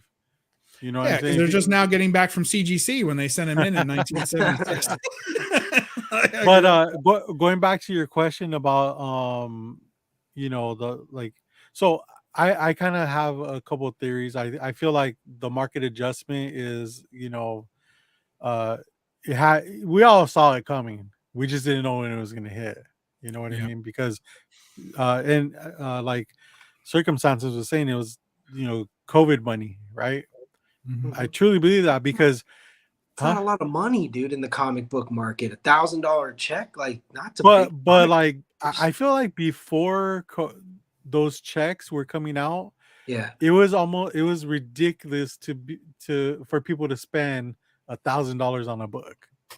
You know what I'm saying? Like I would disagree. I think the market for different collectors, like I believe that there's niches. So you've got modern collectors, spec collectors, then you have your Bronze Age, Silver Age, and Golden Age. And there's just people out there who their key books will never, like the books that they go after, the books that they love, they're $400 or $500 and up to $5,000 books. And then you have the big ballers. So like, I don't know, man. The $1,000. Okay. The first book the big purchase was an FF48. I paid $275 for it, graded it myself with my own eyes. The fucking 9.0, and I got rid of it. Back then, way back when. What that book is worth fucking now. I mean, it's hindsight. It's that whole buyer's remorse thing. Yeah, but I mean, I know people on welfare with Avengers 1. I mean, you know what I'm saying? So when you get house money, hey, way to call me out, I don't think dude. it means the same. You know what I mean? As $1,000 out of my home budget. Yeah, okay. My wife's like, "What are you spending $1,000 on? You know what are we doing without so that you can spend that money on a book versus house money that just comes in and you're like, well, how can I parlay this into something I could never get on my own with my own money? And maybe it's a little bit of that. I don't know. Well, so here's the thing though. I feel like people that normally wouldn't spend $1,000 on one book were buying $1,000 books. Yeah. That's what I'm trying to say. You know what I mean? And another thing is, if you notice, like, what drove the hype train? The movies, right? Like anytime something dropped, it was like, oh, gotta get first appearance of Shuri, Black Panther, fucking this, that. I don't think it's happening that much anymore. Oh, bullshit. MODOK. Or whatever. What's that fucking ugly dude? It's happening right now. Right? But see, it's happening right fucking. But they really look at Ant-Man and Wasp. Like, I got a Wasp book, dude. First of all, congrats, dude. Because I saw that book. I watched the show. But okay, so you think that Ant-Man 3 though? We're all buying books, like you, me, like Warren was saying. We all buy books we like regardless of the price, as long as we know that the price is fair, correct? Yeah. Then you have the people who get the COVID money, who think that they're buying the books that they like, but they're buying out of their tax bracket or out of whatever money range that they necessarily don't like, but they like the idea of owning that because it's new. So now I'm coming around to what you're saying. I understand that maybe there was an influx of bad buyers. I think but you guys are missing one part. And that's that you're saying that now someone had $1,000, so now they could buy $1,000 book. Yeah. But that's not what happened. They got given $1,000 that they didn't earn, right? That basically was found money, and they bought a $700 book for $1,000. That's how the market price jumps. Yes. That's how it jumps. You're right. Yeah, because they're buying a lower book value and they're spending more money on it because it's not really their money and they don't care. They don't care. Like, it's like a big shot. You know, somebody who hit a $50 lottery. So even though they had a $30 meal, they leave a $20 tip. You know, they're a big shot all of a sudden because it's found money. It's it's that whole thing when people say act like you've been there before, but these people haven't. I don't mean to say like. No, listen, I'm with you. Do your fucking research. And the people who think that influencers drive prices of books up, if you think that, you're part of the problem. I don't even know any influencers, but say if fucking Robert told me, I know, that's what I'm saying. So if Robert told me this is a wise investment, he's not an influencer. He actually knows what he's talking about. He's not saying shit for subs. or just like, hey, this would be good for me if you bought that book. There's a difference, you know what I mean? It's like a lot of people out there are really banking on the knowledge of people they don't even know. That could be a problem too. Oh, they're trusting shady ass people. Shady fucking people. Yeah, because there's always, you know, it's I feel like it's kind of rare that people give out free information like that without an ulterior motive. You know what I mean? And I'm talking about like on a grand scale. You know what I mean? Like Comic Tom, Gem Mint, like it's always like you watch shit now and that you like there's YouTubers I used to watch that I watched for years, and it's so disturbing because like all you can hear now is fucking like what not this, what not that, like they slip it in there, you know what I mean? Like, check out these fucking 5 books I just got for a steal. Anyways, this Sunday they're gonna be up for. It's like, come on, bro. Like, yeah. I don't like that, dude. You can't sell out when nobody's offering you a check. I mean, if nobody cares what you have to say and you got no followers and nobody cares, then you're being honest and you're just doing your shtick. But once you start amassing people who trust you, then someone shows up and is like, hey, you have people that trust you. Would you care to tell them how great this is? I'll give it to you free. You can enjoy it. And then tell everybody how great it is. And if you don't think it's great, it's fine, but we're never giving you anything else again. And we got a lot more stuff to give. So if you're sure, so I mean, everybody starts out. I don't think that anyone, I take that back. Some people start out with the goal, like I think Comic Tom, with the goal of financing it and having it, grow and build into a business. Some people do start out that way. But I think most of the people that I've watched and cared about, they started out relatively humble and honest. And then I'm not going to say they got corrupted, but along the line, they got made offers and they took them. Yeah. So, and then that changes things. Selling a soul, bro. That's selling a mother. I didn't say it, J too. It's Friday 13th. I can't be saying that. Somebody's got their signing toilet paper. Soul, yeah. Yo, everyone say what's up to Inja. What's up, Inja? What's up, Inja? No, it's just interesting because there's so much going on right now in comics, but like I think the new players that jumped in the game that with full force, they're getting hit with a reality kick. You know what I'm saying? And I think it's great because it's like, you know what, you should do your own research. You know what I mean? You got to put that time in, do your own work. Son. Yes, my man. Well, I think it's cool because do you guys feel? Yo, Comic Crack, what's up, man? What up, Comic Crack? The people like us are kind of our own niche too, and there's more of us than them. We just don't talk loud. The fact that I think we're benefiting because maybe all eyes are on bullshit right now, and the market is at a low, and this is when you should be fucking buying, but everyone else is still on some bullshit. But we're still over here. We're not keeping secrets.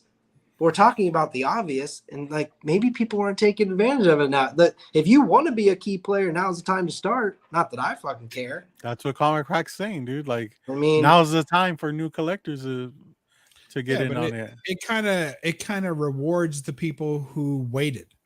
Yeah. And I don't see how an influencer can push the narrative that you're rewarded if you wait, when most of the time they're dealing in FOMO. Like FOMO's making them money. So how can they push the narrative to teach new collectors or people who are new into the hobby that it's most of the time, not even sometimes, but most of the time better to wait? Like, how do you get that? How do you fix that? Yeah. I like that, Warren. Yeah. Invest in Playboys. Absolutely. I gave my dad a gold boy for his birthday. Warren's been talking the facts. He gets it. Comic Crack.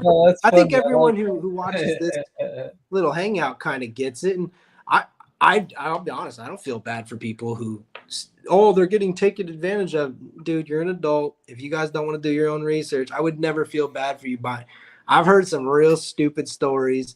I mean, I mean, I believe one of them happened to be a Golden Age reprint story that Robert told me about. I do not feel bad for that. If you do not know what a Golden Age reprint is and you spend that kind of money on it, there's not a bone in my body, friend or not, dude. You're an idiot. You should have came to the people who are your real friends. You should ask around a little bit. It's not hard to figure out what a Golden Age reprint is. Yeah, but anybody out there who has a video that teaches you how to bag and board comics is probably going to try and sell you something in the next video. Like if you're going on the internet to find out how to stick this and this inside of this, then the next video you see recommended from that motherfucker is this is what you need to buy. You gotta get this. You know. Today I'm gonna show you how to make a fucking signature window. Like that's right. Oh my god. How to submit to CGC. Don't follow their directions. Don't go to their website. Yeah. Watch me first. If you're a fan of CGC, I have some slabs for sale. Yeah, exactly. Yeah. I don't know. I mean, you're not going to last in this business. Comic book shops in general have a hard time surviving. These motherfuckers can shine for a little bit and make a little bit of money, but you're going to end up being hated, and you ain't going to make a life out of this. Yeah. It's just not going to happen, dude. I mean, 2000. Hey, I hope he's not talking shit about 2000 AD because I love 2000 AD. Give me some Judge Dredd. Oh, you know what? We were talking. Someone made a good point online how everyone's bitching about some movie not getting a sequel in DC, and then someone said, "I'm still fucking mad about Carl Urban not getting a second Judge Dredd 2 movie." And I'm like, dude, that's so me. I'm over here like wondering why he didn't get that movie. Yeah. I don't know, man. Well, keeping up with the Joneses. Yeah, right. Bro. And I kind of feel like before people were collecting, they were seeing this like gold rush type of acts going on where people were like flipping books for a G or something like that, making all this profit. And people see that and they want that for themselves, but they're not they're not well equipped with the knowledge to kind of like pull it off, and it's such easy knowledge, don't you feel? Yeah, really a lot of people that I meet who start collecting, it's crazy because one of the things I noticed that they do is they pick up the same book every time, like whether it's in the dollar bin or whatever, and I have to tell them like, look, like it's a minor key, that's cool, but you got fucking 12 copies, bro. Like it's a minor key, like the odds of it, hitting. Robert, yo, shut up. You collect 87 issues of Crush. They're good. Motherfucker. They're good though. He throwing that's a good. You're not doing it for the money. You're doing it because you just love that book and want that many. Exactly. Hey, exactly. I back. Don't tell me how to collect, motherfucker. I am sorry. Apologies. No, I'm saying to Robert too, though. Like, so you do. I agree with Ross. I think it came across wrong. I'm agreeing with Ross. You're telling people not to do what you're doing. No, I like that book. Just like with Silk, just like with Gwenpool. Like I'll pick them up all day. True. You know what I mean? Mm-hmm. So but like what I'm saying is like, first appearance of a Harbinger. Like or Torok. Like. Not first appearance, but like Turok 0 or 1. Yeah, shiny come on. 1. Yeah, it's like, why? Like it's got this Omega Red here. It's my 16th copy. 100 for me. So yeah, don't be talking shit. I'm sorry. Hey, but do you? Okay. It's hard, man. Maybe you like that character, that book. If it ever reaches any sort of number, that book is still going to be trash to me. Whether it's a cool looking character design, but I just. How do these books end up making what they make? It all comes down to, are we doing it? Am I buying that many copies of Omega Red in hopes that one day he appears and I sell it, or am I buying it because I love it? Because you're an idiot. Oh, you have fucking you have 87 copies of GTA 3, bro. So I agree with Robert. It's like, you would tell a new collector like, dude, don't do that unless you're doing it because you really just enjoy. Because for me, I don't have the limit on how many books I have, so I should, but I don't. But yeah, so I enjoy I get a kick out of having that many copies. Yeah. Like I enjoy having that many crazy amount of a certain book. I fucking buy comic books that have giraffes on them, dude. What the fuck do I know? I have books that are one on the census because there ain't a fucking person in the world that wants them. But you know who does want them? It wants multiple copies. I do, man. Because I do buy books that I love. So I do understand where Robert's coming from. I mean, hey, Bubs, all right. What's a book to you that you buy multiple times? Are there books you buy multiple times? I just thought about this morning. I had a little bit of a seller's remorse this morning when I thought about all my Sally Forth when I had 5 of them at one time. And I had Sally Forth number 8, 5 copies. And I was like, damn. I'm not familiar with the books. That kind of I don't even have one. I need to look it up. We talked about that before. Yeah, and I was like, man, I kind of missed it. Cover.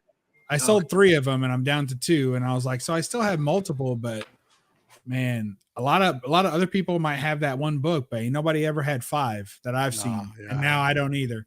So sometimes I buy books in multiple, but I usually end up selling them. Yeah. Like, what's that Superman Jim Lee one? The one that matches the Batman 608B? Sharks and tits. All right. Nice. We all have you need to take a little perusal through some of my collection. I think you'll like what you find. Lots of titties. There's several long boxes full of that stuff, and I've got a lot of Gentleman mags, some old stuff, Tijuana Bibles if you're into that.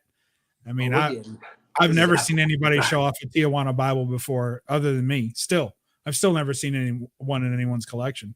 They got to be out there, right? Do you have one? Are you influencing FOMO right now? No, seriously.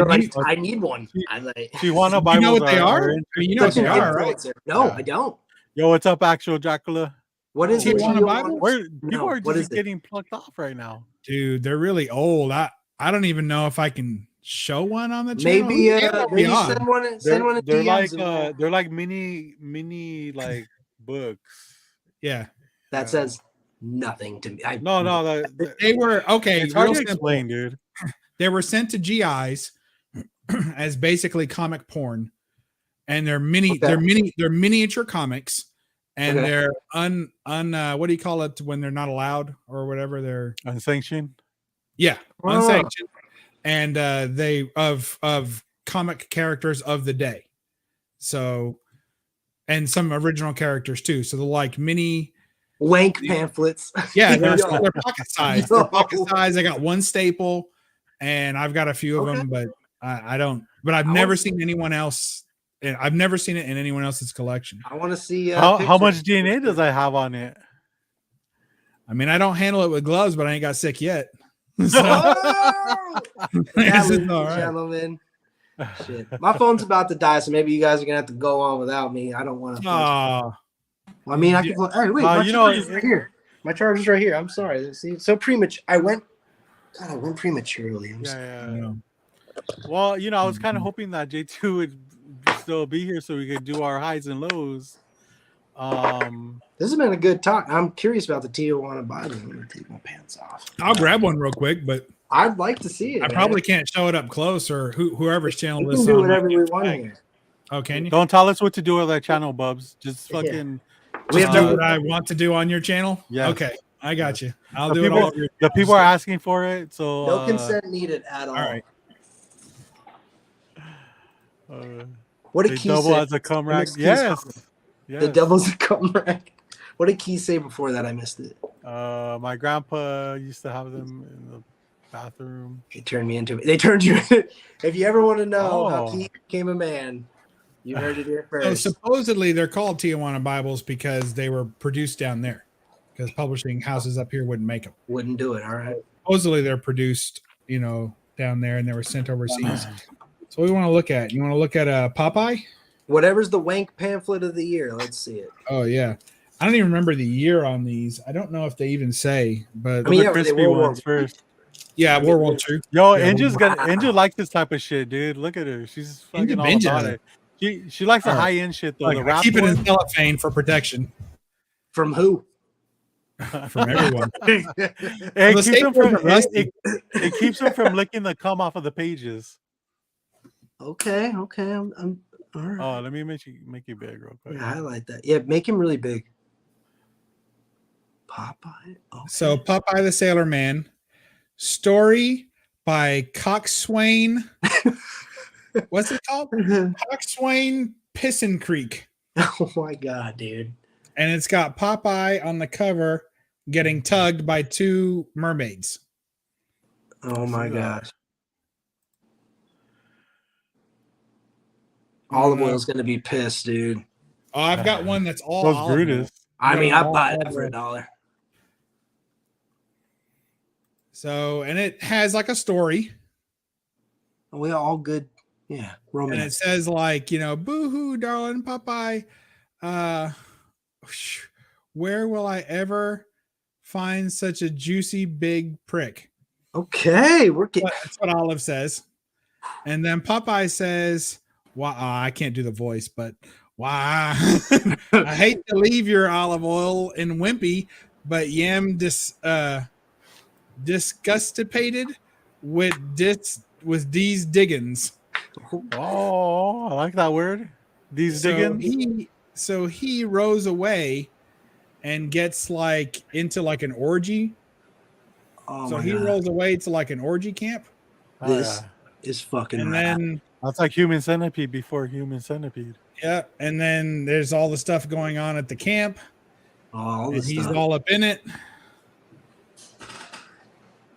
Oh my god! I can't even show some of this. Yeah, you can. And he eats spinach. Ross is almost done. He's eating spinach and he shouts out, "Spread out, Goyles." So I got to be careful because it's really old, brittly pages. But there's him eating the spinach, saying, "Spread out, Goyles," and there's all kinds of ridiculousness going on there. Oh, Popeye's getting fingered too, dude. That's weird. Yeah. I'm curious, how did you come about him? How did you learn about him? And then how did you? Well, you try and keep it off the main page, and then come about the rest. And I really can't show this, can I? I mean, it gets pretty. It's pretty graphic. It's educational. I love it. Right, Inja?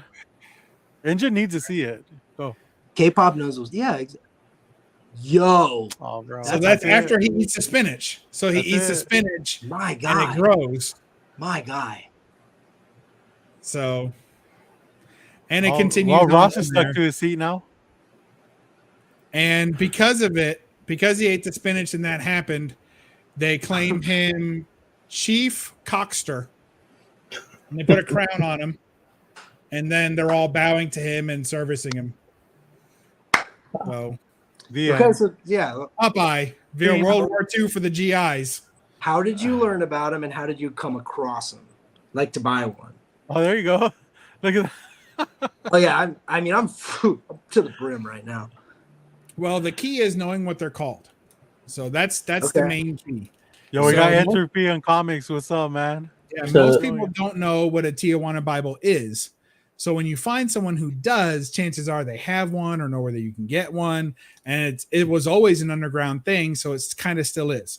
Every now and then you can buy them on eBay. They'll show up in a stack, and it'll just say Tijuana Bibles for sale, and it won't be anything else in the description, hardly. Rajan's right. I'm literally putting this on my saved eBay searches like after we get. And you can find them in like small sections. And I've got another one here. It's olive oil, but we'll save that for another night. Oh, please. Yeah. We'll see you next week, right?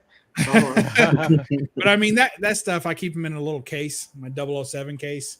Oh, okay. Now that's fucking cool. just in case anyone ever comes over and they're like, kids snooping around. And this is the kind of stuff you keep on, discreetly. Nothing more discreet than a little 007 case. I think so. I like it. All right, make me small. So I do condense me. So like another one you can search if you're looking for these, you can Google or search Fuller Brushman. That was like one of the major Tijuana Bible titles. That was not obviously a cartoon character necessarily, but yeah, Fuller Brushman, and that was the Fuller Brush salesman. And he was the Fuller Brush Man, and it's all the escapades of him going to people's houses, women's houses or whatever, and meeting housewives and selling a brush and getting more out of the experience. So there's a lot of that. So if you ever like eBay Fuller Brush Man, and then sometimes somebody will be selling a stack, of Tijuana Bibles, and it'll say Fuller Brush Man and stuff like. There's a set of Popeyes on eBay, Bet Might says, and they go for various prices. I paid pretty good money for these because they were in good condition. Because a lot of these are super old. I mean, you're talking, World War II. It's Golden Age. It's Golden Age. It's good stuff. Hey, Batman, Bat Mike, can you let me know the price on them? Curious. It depends how big the stack is, but typically they're like anywhere, $20 even for one. In really low they're grade. not good. They're not good quality at all. If it's busted and nasty, $20, and if it's better, maybe 60, 75. It's gonna get busted and nasty either way, I mean, it's gonna be put to use. I forgot where I was. Welcome to the fucking low grades, man. Hey, that's cool. It's been a good talk. We've learned about Tijuana Bibles. We've seen how big Popeye can get. Olive Oil. We need to check in on her. She's been. I feel bad for her. That olive oil one's fun. She gets stuck in the house with starting bid. Oh, starting bid 10. Yeah, not all of them are Popeye. Yeah, they'll be different. I'll be bidding. Yeah. High bid 100.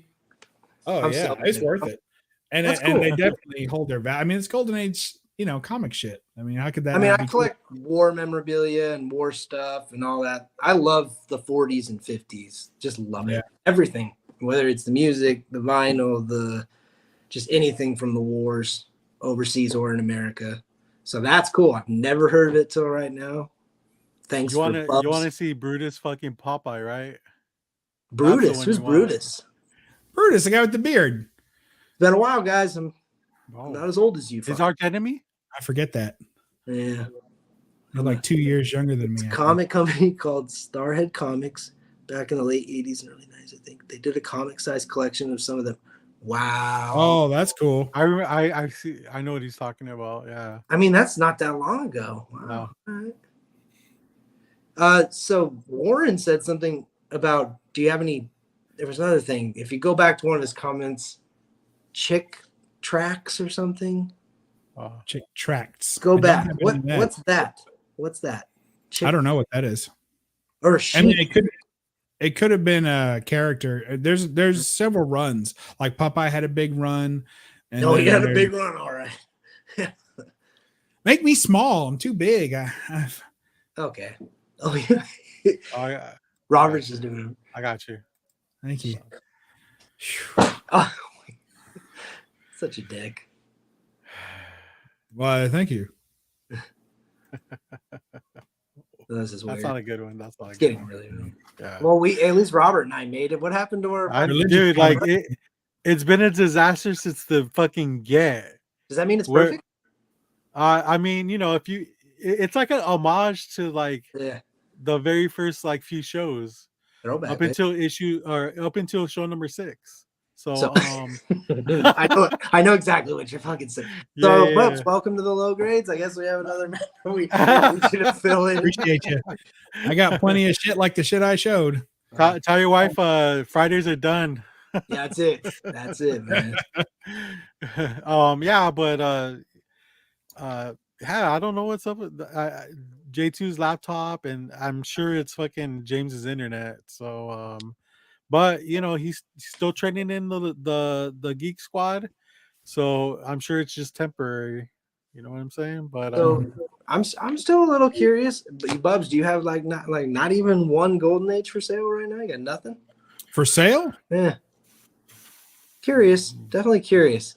I mean, if you're interested in some war books, don't like war books. Nah, don't like war books. Okay. I mean, I don't think like Flight or Fight. Stuff like that? No, not really. Okay. Like some war is keep me in mind. I mean, like Schomburg. I thought you said you liked war books just a minute ago. It depends, dude. You just like he did. He did. I remember that. No, I mean like Black Hawk. I have so many of them. Like Fighting Army, Fighting Navy. I have so many that they're just not on my radar. And they kind of all blend together. Good night, Glenn. I don't like them. Now, if you have Black Terror, if you have any Schomburg covers, I would buy them. I mean, I do, but not doubles. I know. Well, keep me in mind. And I've also still on the lookout to buy my first pulp. I want to get a pulp. Oh, really? Yeah, I've never had one. So I want to make it a good one. Buy them. I have a few, usually the sci-fi stuff I'll pick up. And for the smaller mags like that, I like the gentleman mags or stuff that went overseas. Mm-hmm. Like there were some comic mags for dudes. Like Playgirl, right? No, they were like no. Exactly. That's just for the submarines. No, they had that's only the submarine in the Navy. No, they're like Army morale. I think that they were used for armor. So they were sent to bases here and overseas. And they're like Army morale comics. So to, all they're like 1-page comics like you would see like in the New Yorker or whatever. And then they have those just printed through the whole book. Yeah. Like laughs and jokes and, and that's Famous Funnies. Women. That's what those were. Famous Funnies were I believe, just a bunch of printed. One of the first comic books ever in the United States, I believe, was Famous Funnies. And it was just reprinted comic books. Yeah, and what they would do also in these mags is they would include photographs of models and actresses of the day. So there's a lot of that.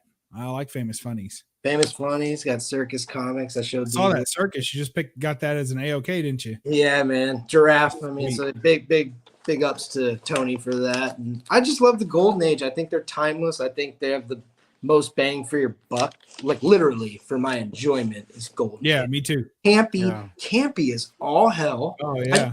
I like that. There's more history. The fact that I can look at ads that I never do, like the Babe Ruth. Now you were talking about that I was thinking about that while you were talking about sports cards and saying, do you think it would drop and fall off?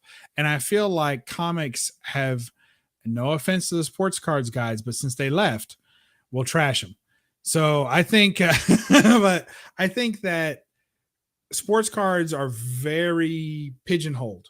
It's a very, very small. So do you have a favorite player? Do you have a favorite team? I mean, if you have a favorite player, it all gets really far down to a single card, Whereas a comic book, if you're a fan of old ads and quirky stuff like that, the letters pages, some people just collect the front covers for the art.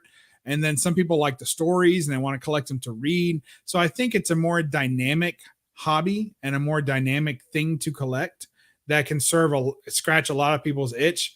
I'll tell Robert about it when he wakes up. But So I think that it has further to fall than cards do.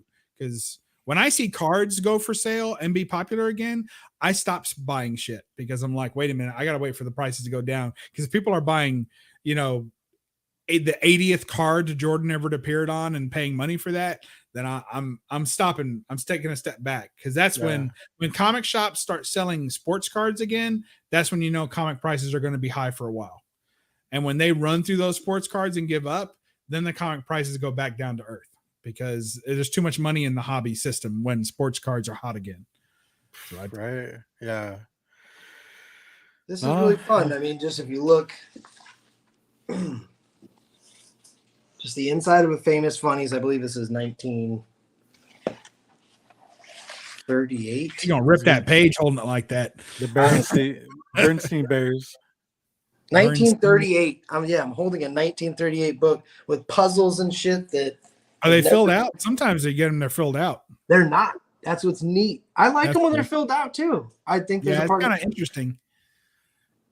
And the fact that there's I love date stamps. Big fan of date stamps. Yeah, me too. I like low grade books in general. I like mag stamps too, like any kind of magazine store or magazine stand, and they stamp it. I'm big on those too. Okay, guys, here's another. Okay, I'm sorry. We have to look at stuff like this because it was a part of the times.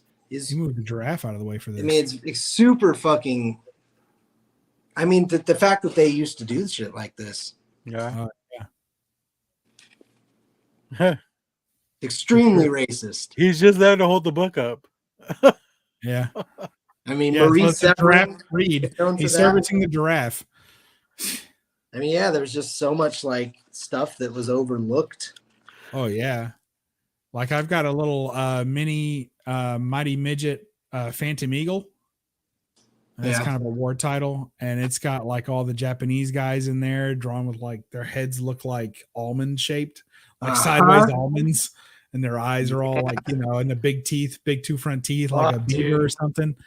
Like it's rough. Schomburg, man, he fucking he loved to put a boot through a buck-toothed Japanese man. That's his favorite thing. Like every cover has got his face smashed in. Did he do Joe Palooka too?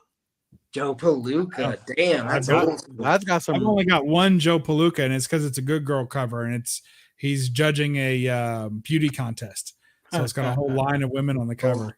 Here's the television comics. Let's look inside this from 1940 something. 1950. See if I can find something. You're still in range. I personally stopped at the code. The code, that's where I stopped. To me, the code, everything below the code is pretty much golden age and back. Some people like platinum, and they'll call it like atomic age. Some of it's atomic age, but I don't care. It's pre-code and post-code for me. This shit, man, I live for it. These ads, dude. Oh yeah, for the most bizarre fucking things you can think of with these ads. Even the back with this bike. Yeah, and it's all like send a penny and get a typewriter. Yeah. Like what? Yeah, there was. It really is. I send one. All it is $1, and you get. You know, here's the Cracker Jacks. Obviously, you're always gonna get your Cracker Jacks ads. Yeah. Crazy, man. I mean, back in the day, though, they were going to. We're talking about they were literally at war. The world was at war. Yeah. That's what they call World War, and people. Oh man, I've gotten shit on Instagram from dumbasses, man. Like. I got some dude decided to say something about the swastikas. Don't ever fucking come at people with comic books with swastikas on it because you obviously don't know the fucking history behind why there's swastikas on it. It's all anti-Nazis. It's anti-Nazi. And to get kids to feel that way. I don't get it. Like people and like, oh, they see a swastika, but they don't. They just go right towards it. Swastika. Yeah. It's not about why there's a swastika. It's fucking, oh, there's a swastika on there. Oh, that's bad. Like, no, it's good. They're fucking, it's anti-fucking Nazi. Yeah. What are we looking at? We're really. What about Cold Stone Creamery? Do you guys have that where you're at? I can't. He's joking, right? I don't know. We do. That almost made me poop my pants on the way home from a baseball game. True story. For real? Yeah, my wife. Why? Because you were so excited to get to one, or because he's lactose intolerant? True story. I'm lactose intolerant. I was coming home from a baseball game with my wife, one of the first dates we ever went on, and I almost pulled over on the freeway. It was that bad. It was not good at all. Wait, what were you gonna do off the freeway? I was going to shit my pants. Just like pants. In your pants or outside? No, I was gonna pull them down in diarrhea. Welcome to the after hours of the low grade. Did you have a cup at least? I've been struck off IG, dude. Warren, so have I, man. I've been hit by IG jail a couple times for that. I think because people were, people just do that, man. How far are you from Gilbert, Arizona? Oh, not far at all, man. I'm out in these streets, dog. There you go. You can make it there and back before you have to shit yourself. Well, actually, I prayed it away. I'm not lactose intolerant. I have my cookies and cream in there. I'm gonna eat that tonight. It's gonna be just fine. Yeah, you heard me. I bought it. You just do the deal. You don't care, like whatever it takes. Whatever. Hey, man, I'm a soldier. You know. That's typical though. A lot of no, I don't have lactose intolerant like that. Like sometimes I'm okay. Sometimes it's not good. Sometimes my marriage could be in jeopardy if it's a bad episode. But you know, we gotta as men, we gotta push on, and we gotta sometimes take one for the team. Just. What about like Flintstone? Let it drip down. Push pops. Can you eat those? Like those still around? Those are so good, bro. They're still in toilet paper rolls too. Like I don't know how the FDA lets that go by. Yo, forget it. If you don't eat that fucking toilet paper roll, if you don't eat that thing within 15 minutes, it's on you. Soggy. Yeah, it's a mess. We should get some of those and maybe like. Do you even remember those? I don't know where you get them now. I haven't seen one in a few years, but I hadn't been that long. No dairy on baby. Like 3-4 years ago. K-pop. Yeah. Shit. We've really run the gamut tonight. Yeah, I don't think these guys are coming back, so we probably should end it. This has been fucking so much fun. Thank you, Bubs, for jumping on, bro. Thanks, This is Bubs.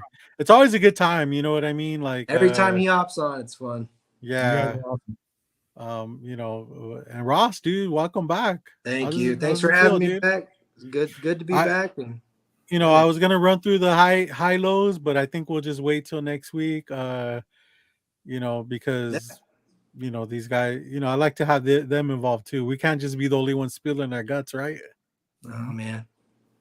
Hey, happy Friday to everyone, Bubs. Seriously, thanks for coming on. Hey, hit me up in the DMs about just some of the stuff you got going and like your more Tijuana Bibles, and if you ever have anything to sell for real. Hey man, I thought you were gonna talk to me on DM today, and then you chickened out. So I think you still owe me whatever. You're intimidating.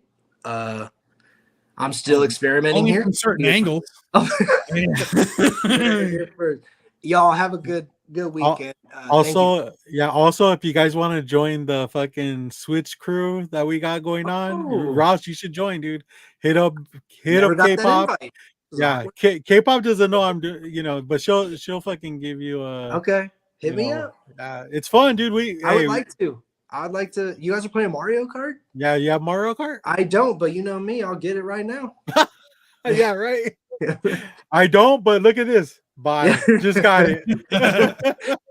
Thank you, Jeff Bezos. Appreciate it. Also, thanks to the chat. You guys are fucking the best. Like Simon, Warren, the new and the old people that show up for us. Not only that, but like today was like very informative when it came to the chat, because people were really involved and they knew stuff that maybe we didn't always know.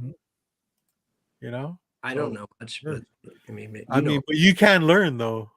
I think I'm learning every day. You know, that's what we're here for. Bounce stuff off each other's face holes. Oh shit! I should probably hit record.